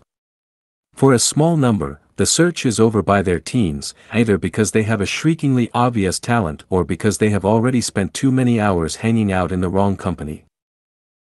For the rest of us, though, the search is a lot scarier than we usually care to acknowledge. And this arises, ironically, from the success of Western democracies, those with a capital W and a capital D. They have provided too much choice for younger citizens. Nobody but an idiot would deny this is a good thing, even a wonderful thing. But choices are confusing. They take time to consider, to sample, spit out and reject. And too many of them provide a ready-made excuse for procrastination and shilly-shollying. Not to mention fantasizing. It came as a shock to me to read in the week that 20% of British teenagers in school claim they would abandon their education if they could just get themselves on television. In any capacity whatever. Just to be a celebrity. Which probably explains the Qs clamoring to be humiliated on reality TV, a modern equivalent to ancient Rome's gladiator circuses. That is, it came as a shock until I remembered my own certainty at 17 that I would knock the Rolling Stones flat on their ass. All of us have our dreams. And these are not to be despised or mocked. They are a part of us, whatever they are. If you want to serve your fellow man, then go do it, and God bless you. If you want the status of being a professional, a professor or a lawyer or an economist, then go do it. If you want to be secure so that you can marry and raise kids, then choose the civil service, because bureaucrats never go out of style and pensions for senior civil servants these days appear to be gold-plated. If you want to be a world-class writer, musician or athlete or movie producer, then go do it. It won't be that long before you discover whether you have the talent to hack it or not.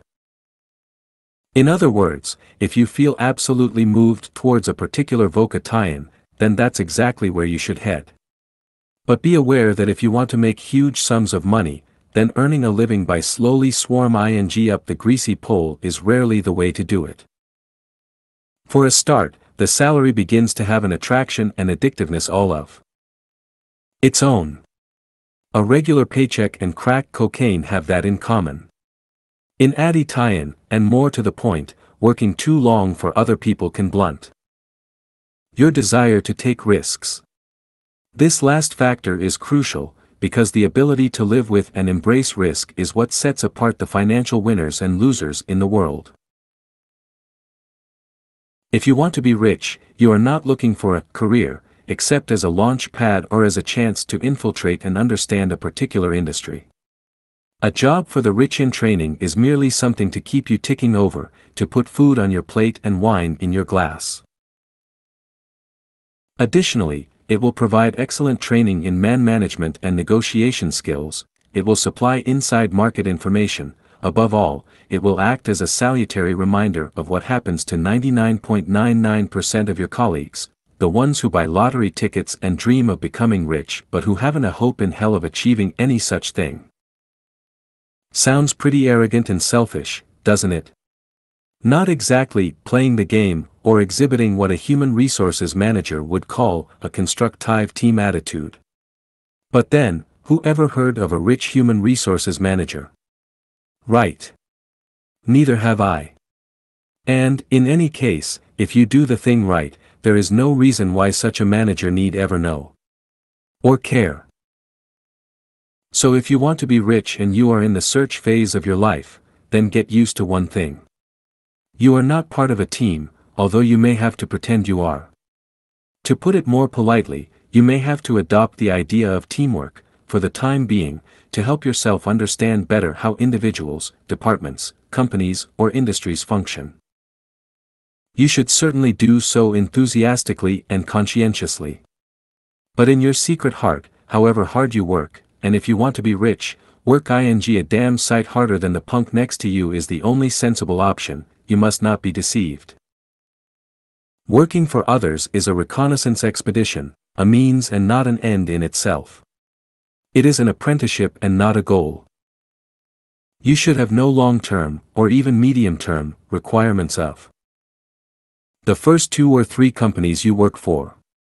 Promotion is always welcome and brings with it the opportunity to learn more, but you are there to ensure that you take every opportunity to suck out the marrow of what you need to know, to understand it and place it within a greater context for a future purpose. The purpose of getting rich. Team spirit is for losers, financially speaking. It's the glue that binds the losers together. It's the methodology employers use to shackle useful employees to their desk without having to pay them too much. While lives may depend on it in a few professions, like soldiering or firefighting, in commerce it acts as a subtle handicap and a brake to ambitious individuals. Which, in a way, is what it's designed to do. Here's an example. Back in the early 1980s, I launched Star Hits magazine in the USA. It was based on the highly successful pop music rag Smash Hits in Britain. I negotiated a deal with EMAP, the owners of Smash Hits, to pay them a small royalty on each copy we sold in America. In return, they helped me to hire a couple of their Smash Hit staff who were willing to relocate to New York City and work for me there. One of these guys was an editor called Neil Tennant, a young man with a wry smile and the look of eagles about him. Launching a magazine is an exhausting process. Most magazines fail within 2 years, and although it lasted a little longer than that, Star Hits was destined for a short, if spectacular, existence. But we didn't know that in 1984. British pop groups were popular at that time in America, especially a group called Duran Duran. Being associated with the mighty Smash Hits in England gave us an edge in obtaining photographs and interviews. Star Hits took off like a rocket in America. In no time at all we were selling hundreds of thousands of copies each month. Letters from readers arrived in their thousands from every corner of the country and the sacks piled up in the hall of our pokey New York City Midtown offices. The staff of Star Hits worked all hours of the day and night and were fiercely determined the magazine should succeed. Nearly all of them were young, and for some of them this was only their second or third job. My small company's financial resources were limited, which meant that people on the magazine were often promoted quickly. Neil Tennant quickly found himself the editor of one of the hottest magazines in America. New York City lay at his feet. His desk was entirely swamped by tottering piles of promotional material sent by record companies. He could get backstage at any gig, from huge arenas like Madison Square Garden to hip, crowded nightclubs downtown. Managers and PR agents vied for his attention. He flew anywhere he wanted and interviewed whoever took his fancy. This was a dream job, and Neil was on top of the world. Morale and team spirit in the office were high, too. Staff were not required to wear suits or ties, and as long as the job got done, nobody cared what anyone looked like or bothered them with corporate rules or red tape. Neil and the staff of Star Hits were having a whale of a time. I was kind of enjoying it myself. Late one afternoon he sauntered into my office. He was holding a cassette tape which he tapped with his fingernail as he slumped on a battered chair and stared at me, half sheepishly, half defiantly. "Felix, I'm going to leave Star Hits," he said. "I've been working on some numbers and I think I have a real chance of making a go of it. Listen to these and tell me what you think." Later that evening I played the tape, which I still have in my archives. It was not my kind of music, but one particular song, West End Girls, I think, was a standout. I had vaguely known of Neil's personal interest in recording, but had never dreamed he would risk such a fantastic job for the vagaries of becoming a pop star. I went to work on him the next day. How I would be happy to pay him more money. How Star Hits was poised on the brink of greatness. How he would be certain to be offered even more glamorous editorial jobs by my competitors if he stuck it out. Above all, I pointed out how disappointed and let down his editorial team would be. No dice. Neil was right. The Pet Shop Boys became huge stars. On his last day, at a small office leaving party, he told me that within a year he would make the front cover of Star Hits in his own right. And he did, too. When it comes right down to it, team spirit and not letting your colleagues down is a feeble reason for procrastination when opportunity comes knocking. Nearly always, it is an excuse to avoid the possibility of humiliating failure. If one of the team you work with inherited 10 million quid tomorrow, do you really believe they would be checking in to keep up morale? Of course not. Neither would you, or anyone in their right mind. Which leads us to a note of caution. Those who can never be rich may not want you to become rich. That's an ugly thing to say, but unless you realize and accept that you cannot be one of the boys, that your bosses and you are not in this thing together, that only those who refuse to be conned by the idea of team spirit in the workplace can succeed, unless you come to fully comprehend and understand all this, then you will only make other people rich. You will receive their heartfelt thanks and maybe a gold watch when you retire. But you will not get the money. It's the same with close friends and family members. Consciously and outwardly they may want you to succeed beyond your wildest dreams. But subconsciously, often without being aware of it themselves, they might be far happier if you failed or only succeeded to a limited degree. It's a selfish world out there. But, hey! When you've piled up your first few million in the bank, you can salve your conscience by giving generously to your relatives.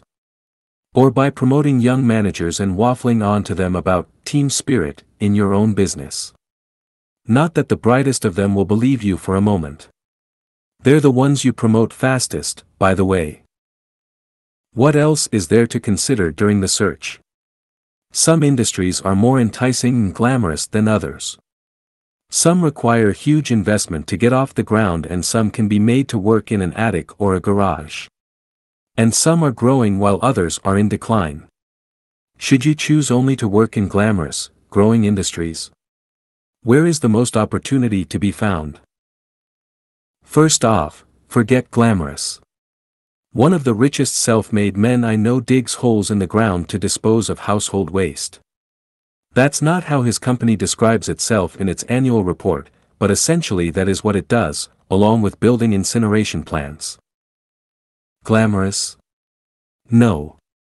But in a good year he puts £20 to £30 million on the bottom line and earns a gross margin of over 20%. That's a sensational result for a small, wholly owned private company. Not to mention that the relentless growth of the packaged goods industry ensures that his boozy-ness will grow and grow virtually by default, providing he can find enough places to dig holes, that is. While you may not necessarily want to be in a glamorous sector of any market, and they are often very crowded sectors, it helps to be in 1.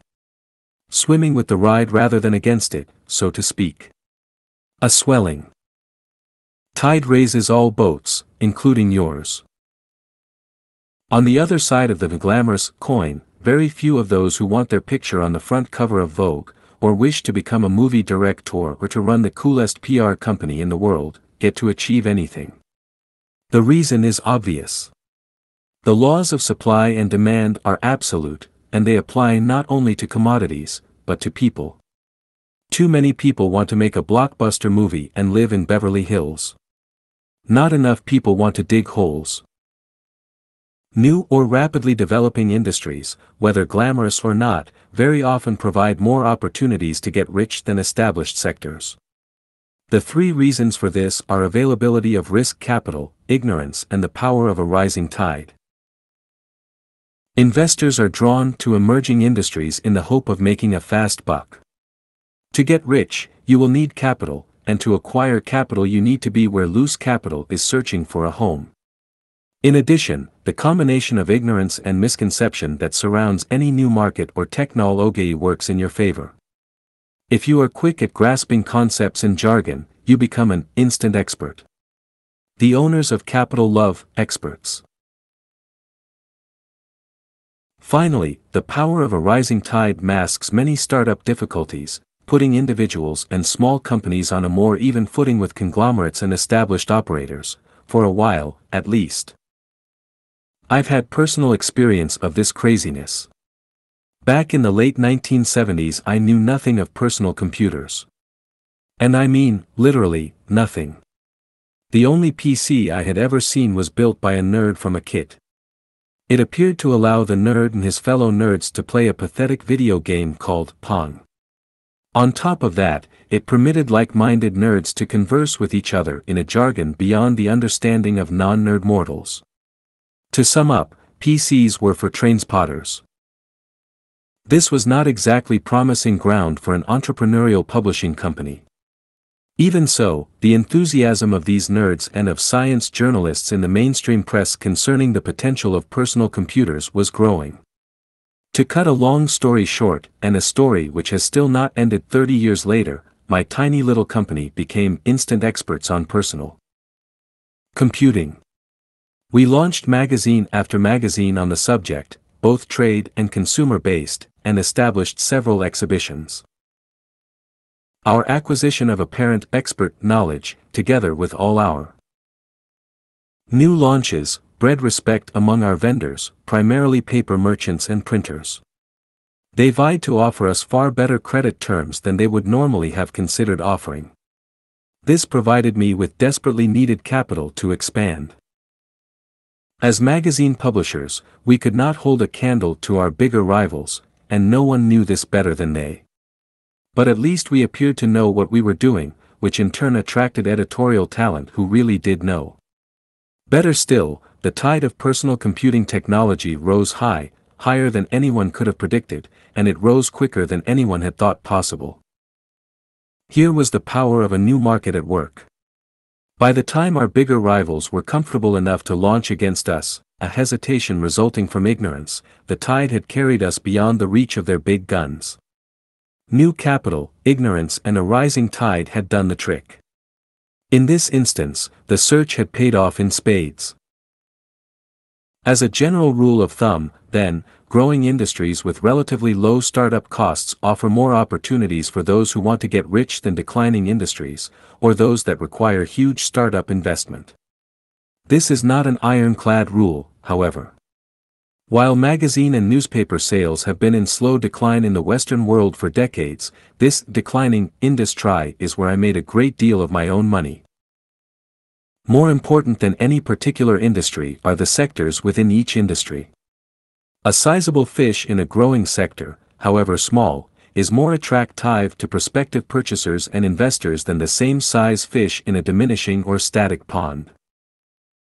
This is one of the factors in stock market bubbles. All growth is good, as far as investors are concerned, while all decline is fatal.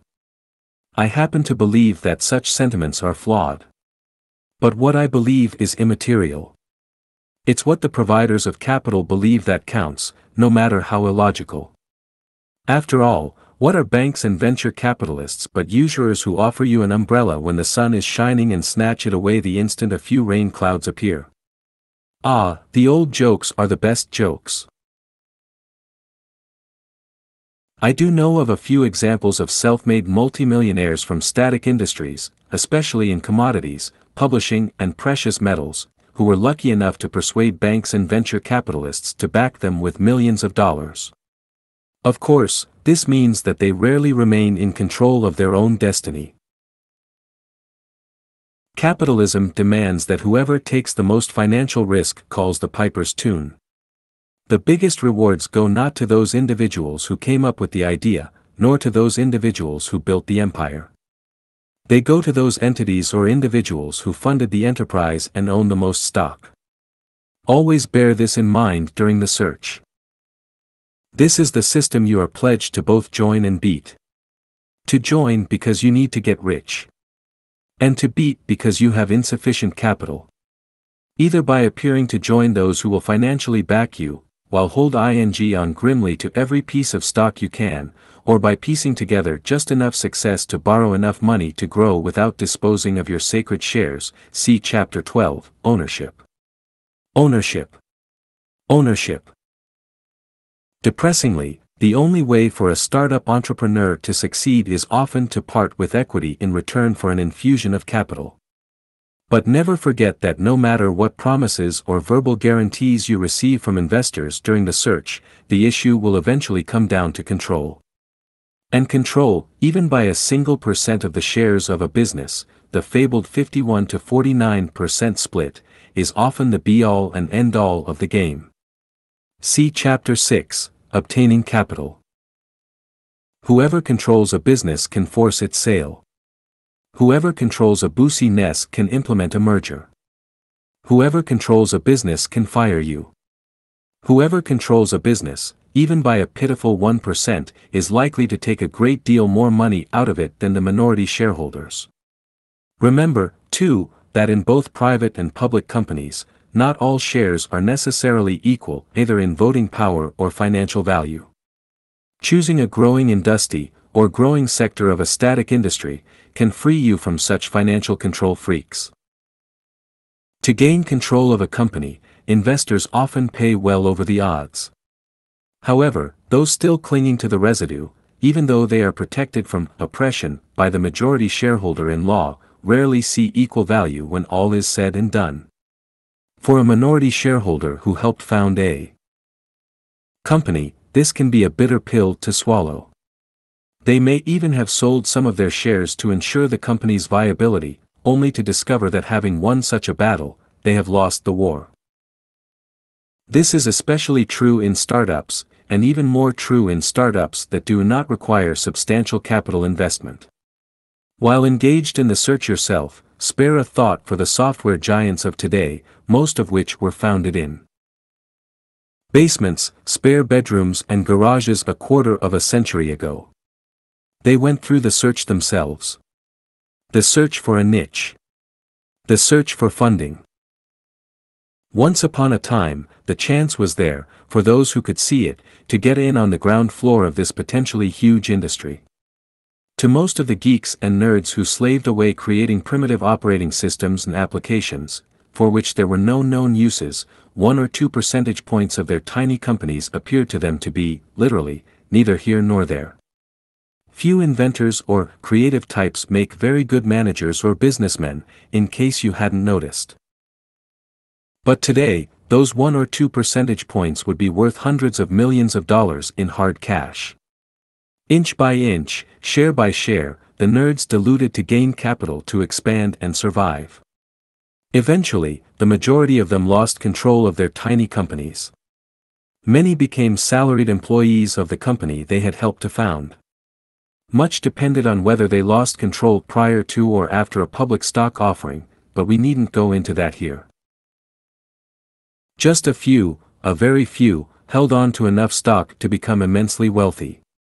Ownership is power. Ask Bill Gates of Microsoft or Larry Ellison of Oracle. But don't ask the guy who claims to have invented the world's first computerized spreadsheet. Last time I heard, he was living on welfare in a crummy district of San Francisco. But we are getting ahead of ourselves. The division of spoils comes only when there are spoils to divide. So how to choose the arena in which you intend to carve yourself a fortune? There are usually 3 factors involved in the search: inclination, aptitude, and fate. We all have inclinations of one sort or another. To me, spending an afternoon inside the bonnet of a classic car with an oily rag for company is my idea of hell. Yet a retired friend of mine works on the 2 classic Rolls-Royces I own whenever he gets the chance, and enjoys it so much he refuses to accept payment. On the other hand, how many other people would consider working 18 hours straight on a complicated poem as a way to enjoy it themselves? There's nought as strange as folk, as my Yorkshire friends never tire of reminding me. Your inclinations really do count. You have to pay attention to them. If, like me for example, you abhor television, then it probably isn't a good idea to move into that industry, unless you had a yen to direct or write for the small screen. A different thing entirely than watching TV night after night. If you love art, but cannot paint or sculpt to save your life, then perhaps you can still make your millions in the art world, providing you possess not only a natural affinity in sense of aesthetic, but the wit to spot and winkle out talent in young artists. Plus the ability to sell, which is usually nothing more than a talent for hype and keeping a straight face as you demand a 50 times markup from potential buyers who wouldn't know a Damien Hirst from a pickled sardine. An understanding and passionate affinity with any subject, in combine a tie-in with effective management, sales and marketing techniques, could well provide a tailor-made solution to the search. Cherish your inclinations and affinities. Though not infallible, they may well lead you in the right direct tie-in. But do not fall into the error of making a fetish of your passion. You're reading this book to get rich. not to confirm your own prejudices regarding those talents or inclinations you may have. Because aptitude is a very different kettle of fish. Few of us are lucky enough to be born with a talent so obvious that the search is never an obstacle to progress. Yet even here, inclination may prove a stumbling block to real wealth. One of the best salespeople I ever employed, and one who was so conscious of her ability that I was forced to pay her nearly twice the salary and bonus of her immediate boss, now lives in Cornwall and paints watercolors. They are not very good watercolors, in my opinion. But neither my opinion, nor the promise that she would be a multimillionaire before she was 35, proved a sufficient inducement to keep her nose to the grindstone. The aptitude for selling advertising was obvious, and was the envy of all her colleagues. But her inclinations led elsewhere. She is happy as far as I know, and I wish her all the luck in the world. But she will never be rich. Fortunately, she says she has no wish to be. So how do you judge your own aptitudes? Trial and error is the only way I ever heard of. The problem is that we create an image of ourselves in our childhood and youth, often at the urging of parents, siblings, or friends, and subsequently attempt to graft reality onto this image. More often than not, the graft doesn't take, and the result is bewilderment and disappointment. Far better to ruthlessly analyze what your particular aptitudes are and act upon them rather than attempt to graft an oak tree onto a dandelion. If you are still young, here is where the advice of a godparent, a trusted teacher or lecturer, or even a career counselor can prove useful, bearing in mind that impartiality is a better guide than parental pride. Your parents, likely as not, will be of little use here. Their love for you may well blind them to the harsher realities of your true abilities and potential. There are a great many doctors and lawyers who apprentice themselves to their profession solely to please an ambitious parent, only later to regret their acquiescence at leisure. If you do decide to ask for advice concerning your true aptitudes, then preparation shows you're serious and will be more likely to effect a serious response. As a godparent, I am always willing to discuss the matter, but only if my godchild has prepared a list of questions and suggestions, and only in private. Casual conversations around a family living room, with others stick ing there or in or trying to show off with banter and smart remarks, are tedious and counterproductive. For ambitious young people this is a serious matter and deserves to be taken seriously. Of course, such discussions cannot make you rich. But they can really help in the search. They can build confidence, a key element in risk-taking, and the only way I know of to get rich from a standing start. And they can inform you, too, of your weaknesses, which in turn can protect you from spending your working life making other people rich, the probable fate of nearly everyone you currently know. If you are older, and by older I mean in your 30s, then the matter becomes far more difficult. I would say almost impossible, as far as advice is concerned. How many of us at that age know somebody to whom we can say, "What do you truly believe my strong points to be?" and expect a meaningful answer? And even if we can find someone we feel comfortable discussing such a subject with, how many of us know anyone whose opinion is worth the potential embarrassment? Blind faith and trial and error are just about all that's left, unfortunately. There ought to be a better way, but no one I know has ever stumbled across it. Inclinations are easy to list. Aptitude is far less so. Trial and error, combined with fierce determination and a willingness to discard cherished perceptions about ourselves, is the best that I can suggest. It is highly unsatisfactory and frustrating that the most important decision we are likely to consciously make leaves so very much to chance. A small success, though, even a tiny success, can provide a clue. It was my own success at Sell ing magazines on the street that led me to begin to publish them eventually. Which leads to fate, to chance, to serendipity, and, to a lesser extent, to the shared social delusion of the supernatural. I do not believe myself to be any more superstitious than the next person, although it is true that I find myself knocking on an actual piece of wood just a little too often for comfort. Even so, as a history and biography buff, it always amazes me how the self-made rich appear irresistibly drawn toward the mines in which they will excavate their fortunes. What led them there? How did they know where to turn? It is the instinct to seize an opportunity when it presents itself that perhaps sets apart the self-made filthy rich from the comfortably poor, the willingness to ignore conventional wisdom and risk everything on what others consider to be folly. One could even argue that it hardly mattered that young Henry Ford was drawn to automobiles, or that Reuben Rousing chose packaging, or that Bill Gates gravitated to software to create those vast fortunes.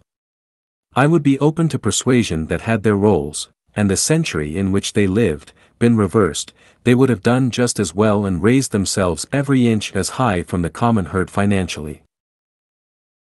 Their ability to take chances and to subsequently exploit initial success counted more than their inclination towards a particular industry.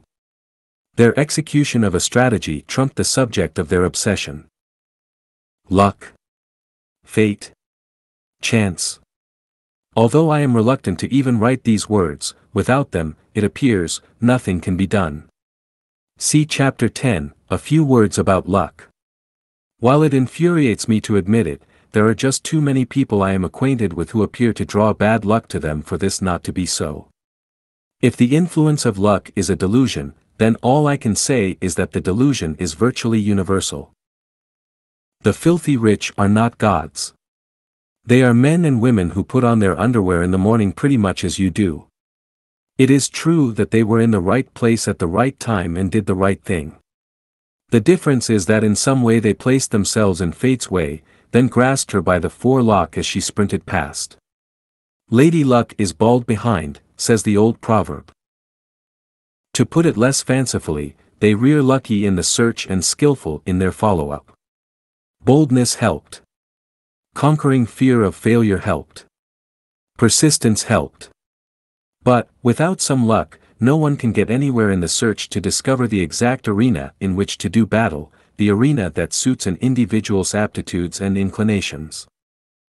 Boldness.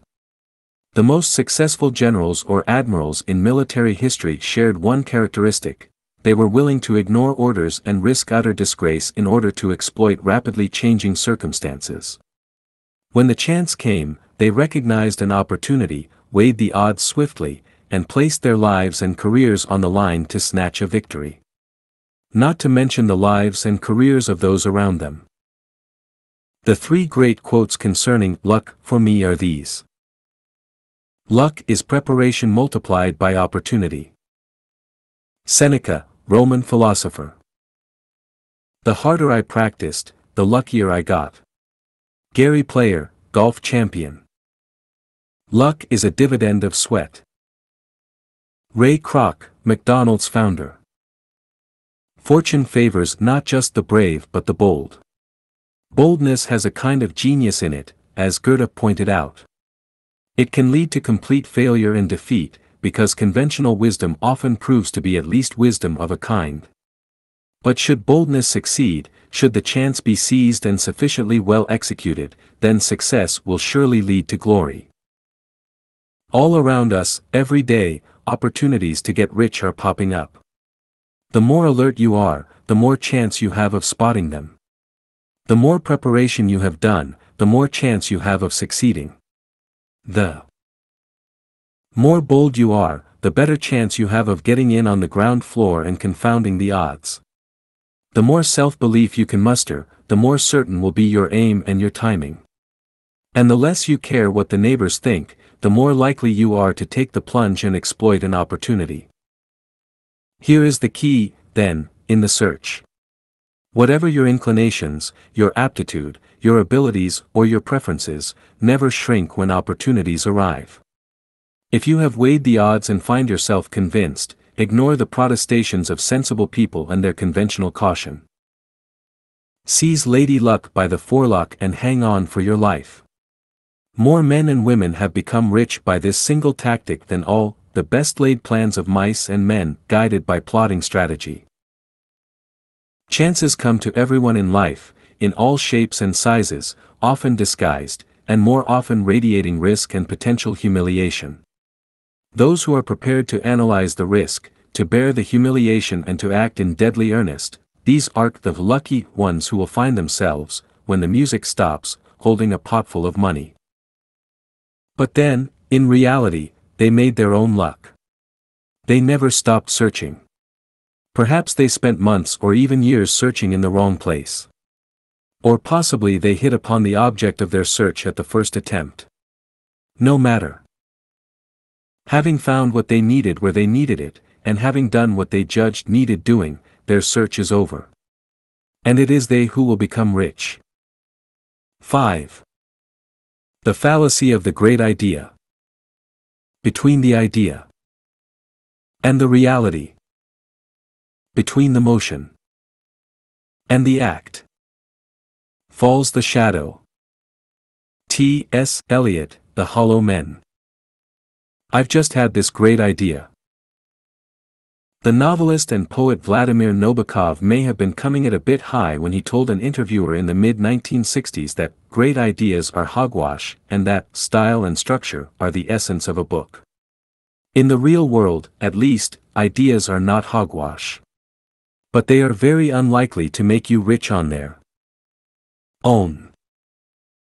More importantly, it really does not matter who gives birth to any particular idea. This is borne out by the laws relating to patents and inventions. You cannot patent an idea. You can only patent your own method for implementing an idea. It is for this reason that so many people have become rich despite never having had a single great idea in their lives. As it happens, I count myself among them. It is good to have a goal. True believers in a great idea are often obsessed with achieving a particular goal. Such an obsession, properly harnessed, can produce wealth. Sadly, that wealth rarely finds its way into the pockets of the person whose obsession created it. As far as this book is concerned, their goal was flawed even though their aim was true. Take a small example. Decades ago, my old friend Tony Elliott was determined to force British television and broadcasting companies to permit him to publish their forthcoming program schedules in his London weekly magazine, Time Out. The BBC and ITV, among others, were aghast. They were making a fortune by licensing their schedules for the week ahead exclusively to Radio Times and TV Times. Tony's great idea was simple. He wanted to break that cozy monopoly and force the broadcasters to release their schedules to any publisher who requested them. Alongside Time Out reviews and listings of movies, plays, concerts, restaurants and all the rest, he planned to include a comprehensive television viewing guide. This was certainly a laudable goal and not a bad idea. But the goal, in and of itself, could only produce so many extra readers. In addition, should he succeed, this would mean that a great many other publishers would obtain access to these television schedules and publish them in their own magazines. Many of these publishers were rivals, at least on the newsstand, to Time Out. In addition, taking on the television broadcasters in a long drawn-out legal battle was likely to be an expensive undertaking. To sum up, was the light worth the candle? Tony thought so. He sought allies and found them. He spent real money in legal fees on his campaign. He became obsessed with this goal for a while, or at least, it seemed that way to me, ignoring even his own staff's concerns that there might be more important battles to fight and more pressing issues to address. Eventually, after a long and grueling battle, Tony won a victory. But only a victory of sorts. Television broadcasting schedules, to a degree, moved into the public domain. Many magazines could now publish them. And what happened? I expect Time Out sales went up, briefly, when its fully fledged television listings appeared. But I would bet considerable money they did not go up anything like enough to repay the legal costs and lost management time Tony must have incurred. Worse still, it was mostly other magazine publishers in Britain who reaped the real harvest, and continue to do so. Today, UK retail shelves are Groaning with magazines that carry television listings. Tony's great idea was a great idea.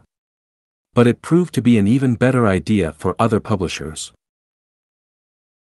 Fortunately, Time Out has since gained a large UK subscriber base and has stabilized newsstand sales in Britain. Better still, it has established several foreign editions, most notably in New York City, which have done vastly more to improve Tony's fortunes than his noble battle with the emperors of television all those years ago. Having a great idea is simply not enough. The eventual goal is vastly more important than any idea. It is how ideas are implemented that counts in the long run. Good ideas are like Nike sports shoes. They may facilitate an athlete who possesses them, but on their own they are nothing but an overpriced pair of plimsolls. Specially adapted plimsolls may be a good idea. But the goal is still to win, and sports shoes don't win. Athletes do.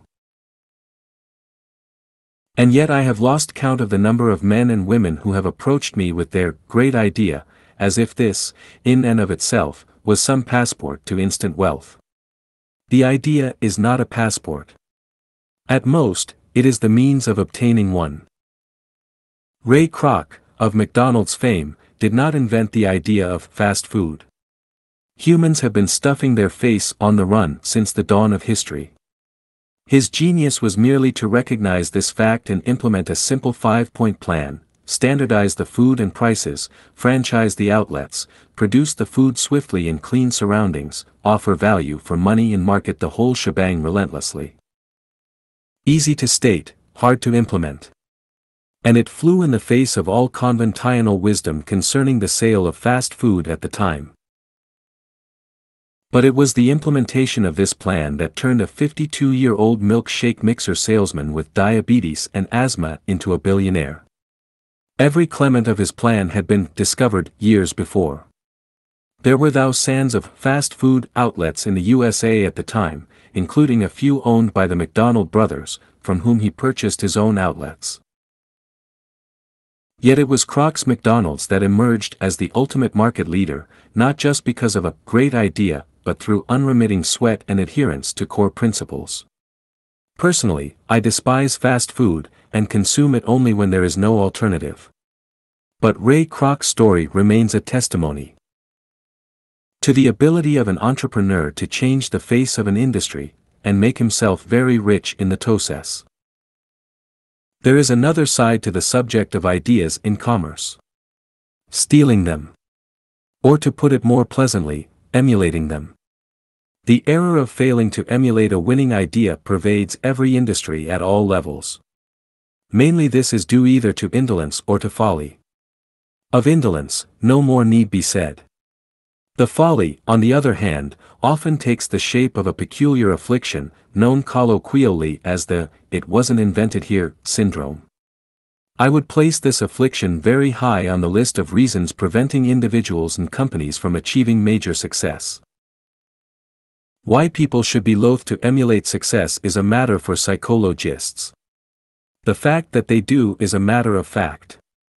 The result of such ostrich-like behavior can be catastrophic.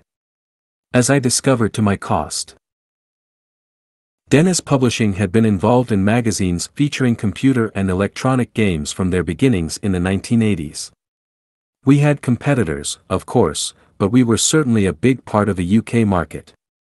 What we didn't know was that we were about to take a massive pasting from a smallish rival. Enter Chris Anderson, who founded Future Publishing. Chris had two great ideas, which he executed perfectly. Firstly, he was prepared to pay the likes of Sony a king's ransom to secure the publishing rights to magazines such as the official Sony PlayStation magazine.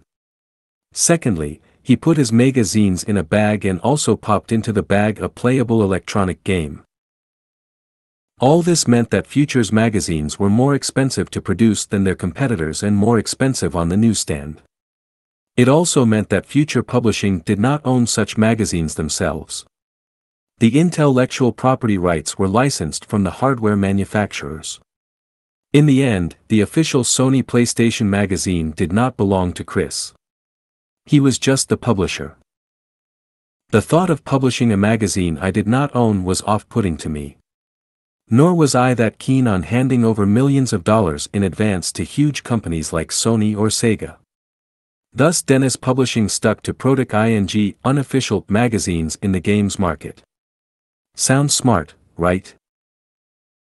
Our costs were less, although we were forced to scrabble around constantly, attempting to locate second-rate games to include in our bagged issues. Future's games were top of the line, because they were official. By now, most readers had come to expect a free game with every electronic games magazine they bought.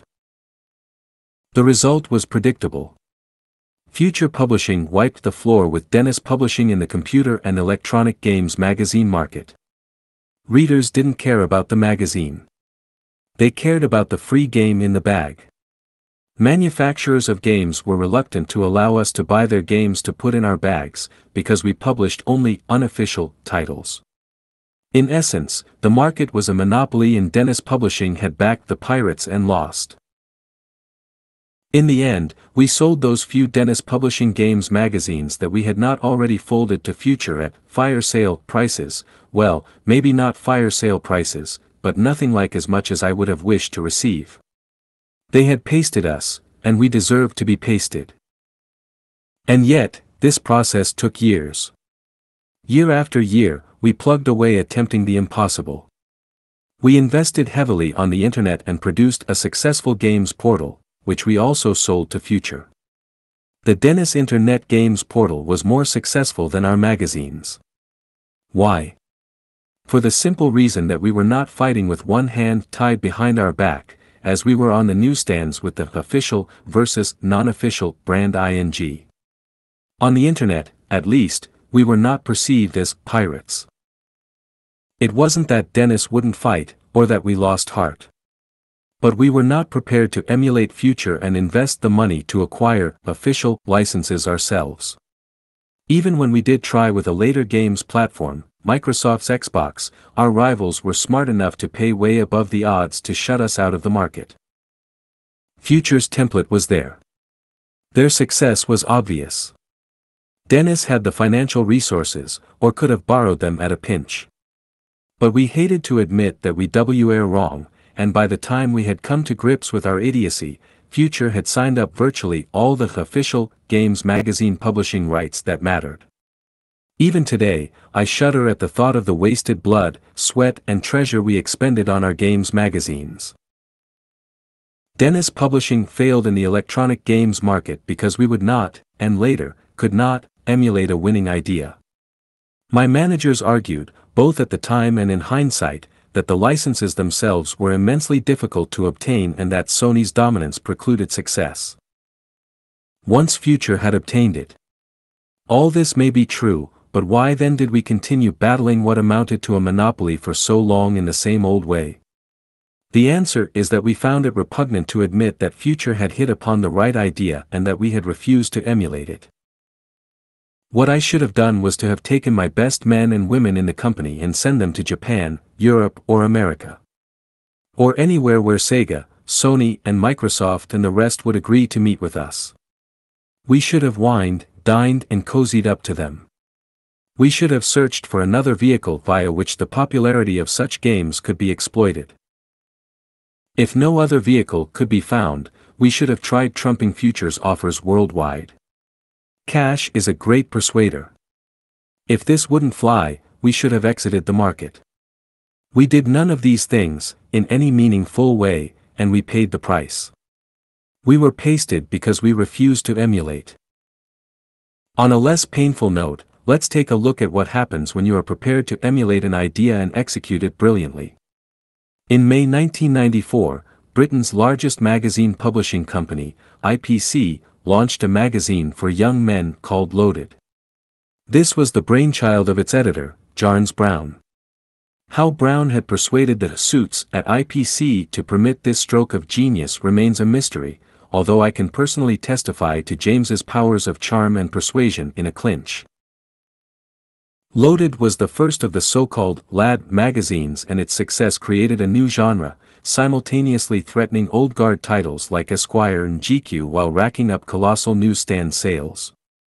Loaded was a breath of fresh air in the men's magazine market, irreverent, funny, subversive and addictive. James's timing was impeccable. This was the ink-on-paper version of the BBC sitcom Men Behaving Badly or the sports quiz They Think It's All Over. Every other consumer magazine publisher in England was consumed with envy. IPC's deadly rival, EMAP, immediately set about revamping a tiny men's fashion title they had acquired called FHM, for him monthly, possibly the worst-named magazine in history. But names don't count, as pop groups like the Rolling Stones or the Beatles demonstrate. FHM became a copy of Loaded, with a twist of its own. It avoided madcap elements, for which the latter was infamous, and had a slightly sexier, more sophisticated image. Right from the start, FHM courted advertisers as hard as they courted readers. EMAP correctly identified that the top brass at IPC were somewhat embarrassed by Loaded's brash tone, and had consequently skimped on the title's advertising sales and marketing resources. In addition, FHM forged links with tabloid newspapers like The Sun, providing them with exclusive use of their photo shoots of female celebrities in bikinis in exchange for publicity. Within a very short time, FHM had established an unassailable lead in the British lads publishing market, a lead which neither Loaded nor Maxim, Dennis Publishing's launch in 1995, has ever been able to assail. The success of FHM in the UK demonstrates the power of emulation, especially when executed with verve and confidence. I am told that the British edition of FHM put £12 million on the bottom line the year before last. EMAP deserves it. Of course, that wasn't quite the case in the Maxim vs FHM battles abroad, but that's a story for another day. The lesson is clear. Despite the words of the old rock and roll song, the original is not the greatest. Not always. If you want to be rich, then watch your rivals closely and never be ashamed to emulate a winning strategy. They may josh you a little for doing it, but that's a price well worth paying. The problem with the great idea is that it concentrates the mind on the idea itself. This is fine as far as it goes. But unless the idea is executed efficiently and with panache and originality, then it doesn't matter how great the idea is, the enterprise will fail. Ideas are certainly of immense importance, but I have seen so many people attempting to create a startup company who have become obsessed with proving that their idea was right rather than obsessed with making money. And I have watched them waste years doing it. Nobody really cares if an idea is right, except the person who came up with it. Apple, on whose computer I am typing these words, is a case in point. Begun by two nerds, in a garage, Steve Jobs and Steve Wozniak, Apple took off with its Apple II computer more than a quarter of a century ago and, after a difficult period with the ill-fated Lisa model, hit pay dirt with the Macintosh computer in the mid-1980s. More recently, its iPod music storage device has transformed the consumer technology landscape. Let me make it clear that I am a loyal customer and great fan of Apple. I bought a Lisa back in 1983 or thereabouts. I bought the first Mac the next year and have proceeded to buy nearly every new model since. For 20 years, my company has also published the world's finest Macintosh computer magazine, MacUser. I know the company and their products well, at least from an historical perspective. But Apple have a problem. They have always had a problem. His name is Steve Jobs. Steve has been a victim of the fallacy of the great idea over and over again. Back in 1984, Apple were poised to take over the world of personal computing. All their larger rivals, including IBM, were in disarray. They just didn't get the personal computer revolution. Jobs and Wozniak did get it. Apple's products were innovative, slick, cool and far, far superior in every way to any other personal computer available at that time. Intact, they were so cool their users often spent a great deal of time proselytizing for the Apple cause. Users like me, for instance. So why is Apple such a small part of the personal computer market today? The answer is Steve Jobs. Steve comes up with or encourages brilliant ideas. He has the guts to back them and to see them through. He is smart, passionate, and a great man. But he will not admit he is wrong, and he would, apparently, rather go broke than make such an admission. It was Steve, I am told, who insisted that the early Macintosh computers should be closed boxes and that the Mac operating system would never be shared or licensed to other manufacturers. A description used by Apple marketeers at the time was that the Mac was like a Cuisinart, a food blender, and did not need to connect to the rest of the world. A Mac could do for you whatever you wanted to do with a computer. It would not compromise itself by sharing the opportunity to communicate with lesser machines or devices. The hardware would be Apple, the accessories would be Apple, the software would be Apple. No open architecture. No compromise with the jerks running the big old-style computing companies who were flexing their muscles and salivating at this burgeoning new market. Steve Jobs would not share his operating system, as IBM and others subsequently did. His attitude towards all rivals, and I have witnessed this at first hand, was astonishingly arrogant. I'll bet it still is. There is a story from the early days of Apple, which I like to believe is true, of Jobs being invited to the CEO's office of a huge rival computer corporation. Steve parked his bum on the corner of the great man's massive desk, leaned over and told him, I am going to bury you. Apple is going to bury your company. No, he didn't. They buried him.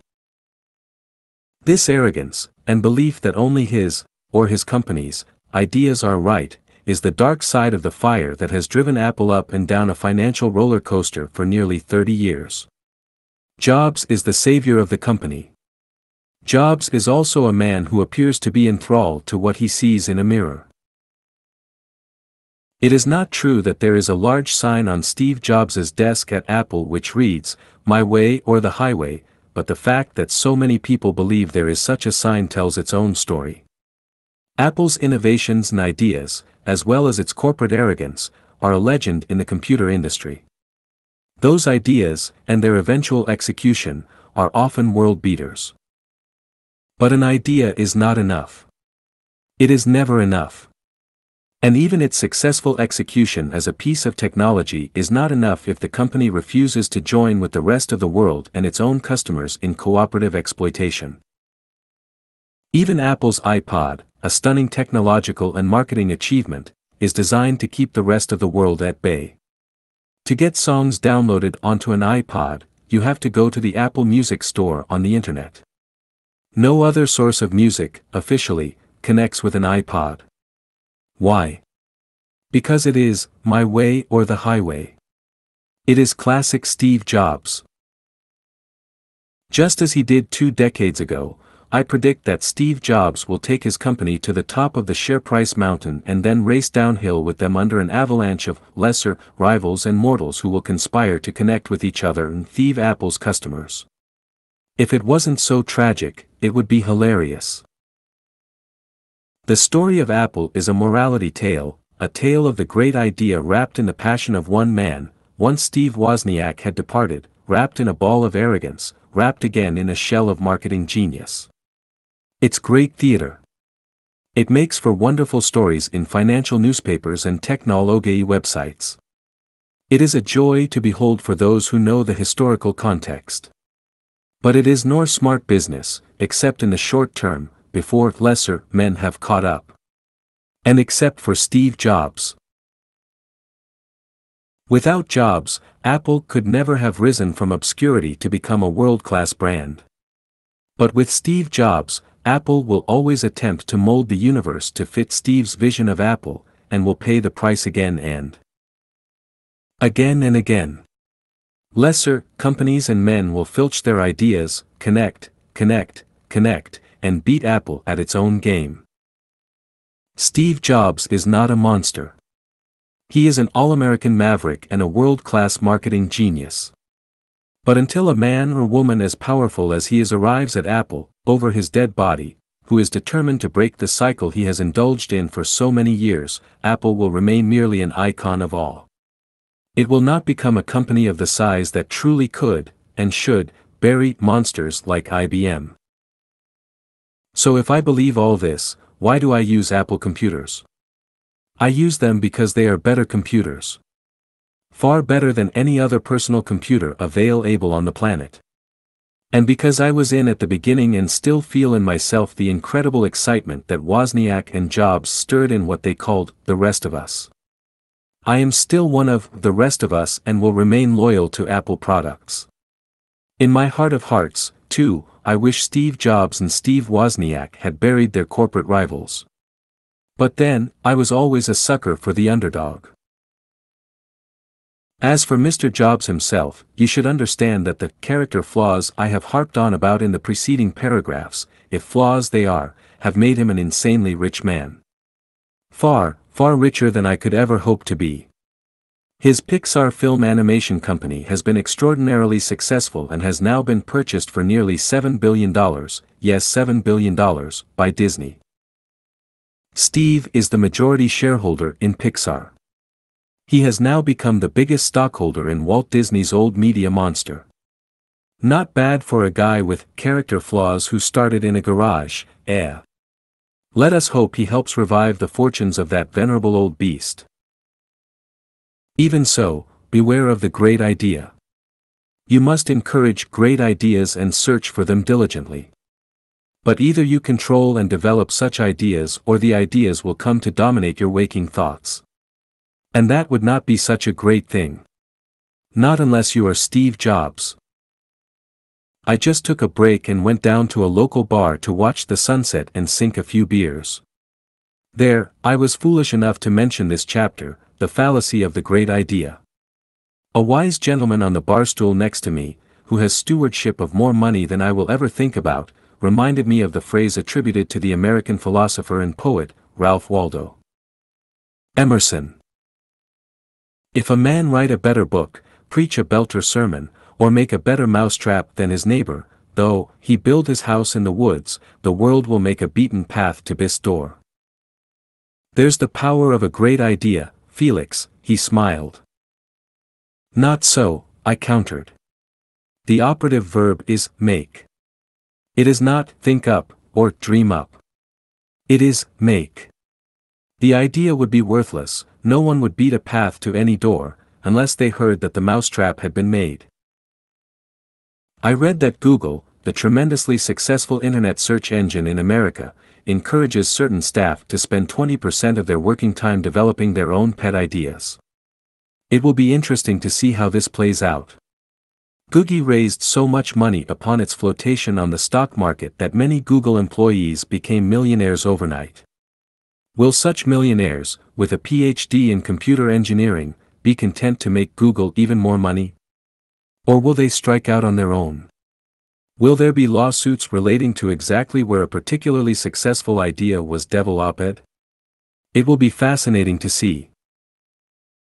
If you never have a single great idea in your life, but become skilled in executing the great ideas of others, you can succeed beyond your wildest dreams. Seek them out and make them work. They do not have to be your ideas. Execution is all in this regard. If, on the other hand, you spend your days thinking up and developing in your mind this great idea or that, you are unlikely to get rich. Although you are likely to make many others rich. That is usually the way of it. Ideas don't make you rich. The correct execution of ideas does. 6. Obtaining capital. No one would remember the Good Samaritan. If he'd only had good intentions. He had money as well. Margaret Thatcher. Dolphins, sharks and fishes. There are only 6 ways of obtaining capital. You can be given or inherit it, you can steal it, you can win it, you can marry it, you can earn it, you can borrow it. The first 4 of these are beyond the compass of this book. All I will say about winning it, presumably by gambling, is that the odds are very bad indeed. It's no way to get rich. It is true that certain people exhibit incredible ability in games of skill like poker. But in the end, the losing streaks always seem to become longer and the winning streaks shorter. Gambling, even for those at near genius level, is time-consuming and totally exhausting. As for games of chance, I will not insult your intelligence by discussing them. The lottery is merely a pleasant name for organized racketeering. As to theft, leaving aside the morality of it, I do not believe the light to be worth the candle. The downside is too high and the upside too uncertain. Should you succeed in stealing a great deal of money, you will then spend many years looking over your shoulder in fear of discovery. As Shakespeare put it, suspicion always haunts the guilty mind, the thief doth fear each bush and officer. Marrying into money has a nice ring to it. But rich in-laws often know very well, very much better than your innocent spouse, in fact, why it was you married. That's not to say it doesn't work. I knew a KGB colonel who is now an arms dealer based on his divorce settlement. And I know a therapist who married into an old money pile. But I wouldn't exactly describe their road to riches as uneventful. Apart from jealous spouses extracting their pound of flesh, both men appear restless and are quick to take offense if they think others are sneering at them. Which, of course, we sometimes are. The French socialist Pierre Proudhon had the right of it. Property is theft, he thundered. Aye, so it is. But it is legalized theft, the main pillar of Western capitalism, a rotten and debased system of managing human affairs, and yet the only system that has survived the demise of all rivals. However we may feel about it, capitalism is the only system under which readers of this book are likely to labor. And as its name implies, it requires capital for those who wish to play the game and succeed. As to the fifth method of acquiring capital, earning it, this is a long-term game plan, although it is true that if you can demonstrate the ability to earn money early on, it does become somewhat easier to borrow from others successfully later. But for the majority of rich people who started with nothing, borrowing money in one form or another becomes a necessity sooner or later. Let's explore the various options on the borrowing front. Firstly, avoid sharks like the plague.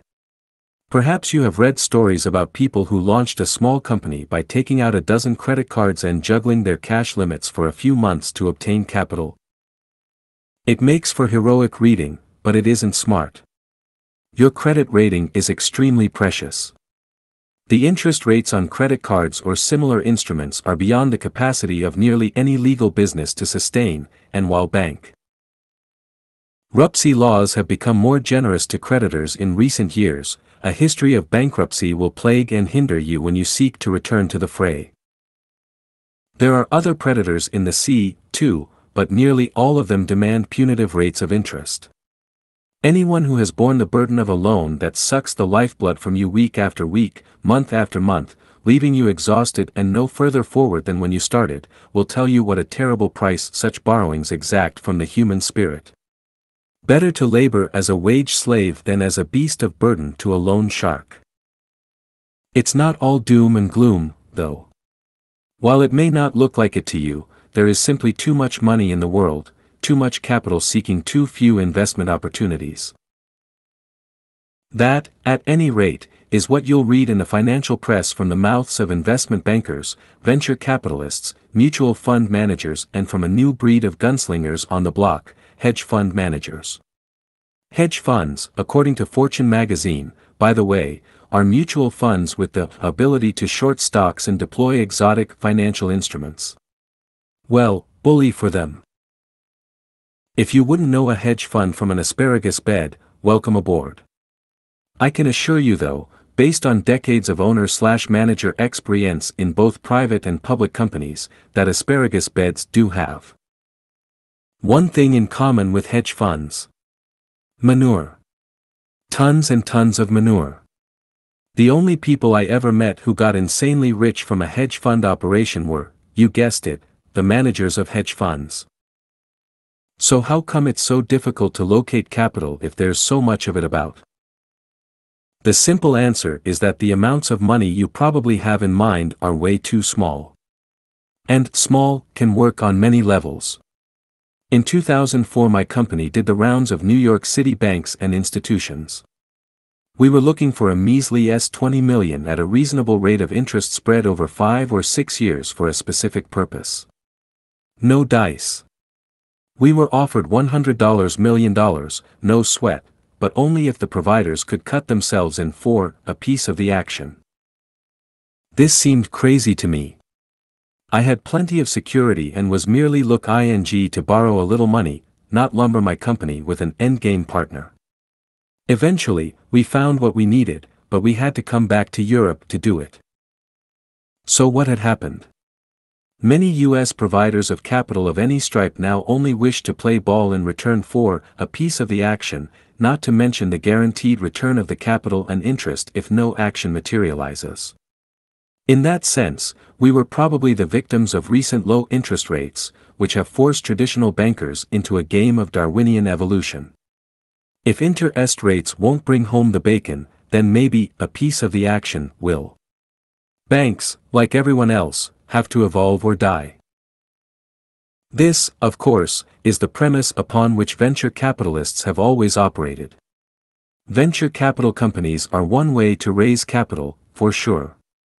But the price they demand is nearly always that you hand over a huge chunk of equity.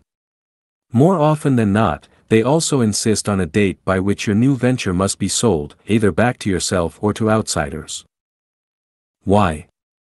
Because their own funds usually come from wealthy individuals who demand a high return within a limited time frame. This, in turn, leads many venture capitalists to move from an advisory to an operational role in any business in which they invest, cramping your style and scaring the pants out of everyone who works for you. Those wealthy investors in their own funds are unforgiving and merciless, and venture capitalists will therefore do anything it takes to protect and maximize short-term returns from your business. They aren't so much sharks as dolphins, a nickname deriving from their frantic desire to flip every deal as quickly as possible. By flipping, I mean a sale. They do not care who the venture is sold to, yourself or an outside party, but the return of their investment, with a massive bonus for the risk and skill they have invested, is mandatory. Venture capital money, dolphin money, is not for the faint-hearted. Too often, it is only for the desperate, unless building a business for a quick-ish return and a small piece of the action is your goal. And there is nothing wrong with such a goal in the short term. If that is the case, then it's worth remembering that the best of the dolphins can certainly boast a ton of managerial talent and experience. They tend to know what they are talking about in the abstract, if not in your particular niche. Dolphins can afford to hire such talent for the simple reason that they absolutely have to. Those high-wealth individuals, and institutional investors who invested with them in the first place, are unforgiving. Your successful venture capital-funded business must also pay for the failures that the same venture capitalist invested in last year. In the glorious lines of Jonathan Swift. So, naturalists observe, a flea hath smaller fleas that on him prey. And these have smaller fleas to bite, and so proceed ad infinitum. And from a later poet, Augustus de Morgan. Great fleas have little fleas upon their backs to bite, and little fleas have lesser fleas, and so ad infinitum. And the great fleas themselves, in turn, have greater fleas to go on. While those again have greater still, and so on. Ad infinitum indeed. Ah, the wonders of capitalism. Adam Smith, you old rogue, what have you to say now? Time and again I have watched existing companies wishing to expand, or new ventures anxious to get started, mire themselves with the slippery dolphins. A few of them succeed, and succeed gloriously, it has to be said. But a great many other original owners or creators are squeezed out long before the fabled big payday. If you fail to grow your businesses swiftly enough, then Flipper becomes agitated and noses in. His very survival, or at least his annual bonus, depends upon your performance that year. Flipper doesn't care about long-term prospects. He doesn't even care about long-term shareholder value. He only cares about growth, and he cares about it now. As with his co-denizen of the deep, the shark, he either keeps moving forward or he drowns, and you have no choice but to move forward or drown with him. Except it will not be his corpse spiraling down into the depths if things go wrong. He will live to fight another day. You, on the other hand, will be shark bait. Venture capitalist short-termism, with its eye firmly glued to the sale of an enterprise within 3 or 4 years, is the hallmark of nearly all venture capital activity. As is their insistence on a massive stake, often a controlling one, in any business they provide capital for. Experience has shown them that this control, combined with financial growth at almost any price, is the course most likely to return the profits they need to satisfy their own investors, the great fleas on their back. Believe me, they are hard taskmasters. But they may be the only way for you to get really started. More often, you will start up underfunded, on your own or with the fishes, we are coming to that, and only turn to the dolphins for the injection of capital you believe will propel you to the next level. That is usually the way of it. You will need a degree of success to exhibit to them. And you will need to be somewhat humble, except in your financial projections. I have been approached by venture capitalists on many occasions. They are not evil men and women, far from it. They are mostly smart, well-connected, persuasive and passionate about success. But their first loyalty is to the quick buck. You do business with them at your peril. Be warned, with them, you may have a better than even chance of making your first million. But you will make them many, many more millions in order to do so.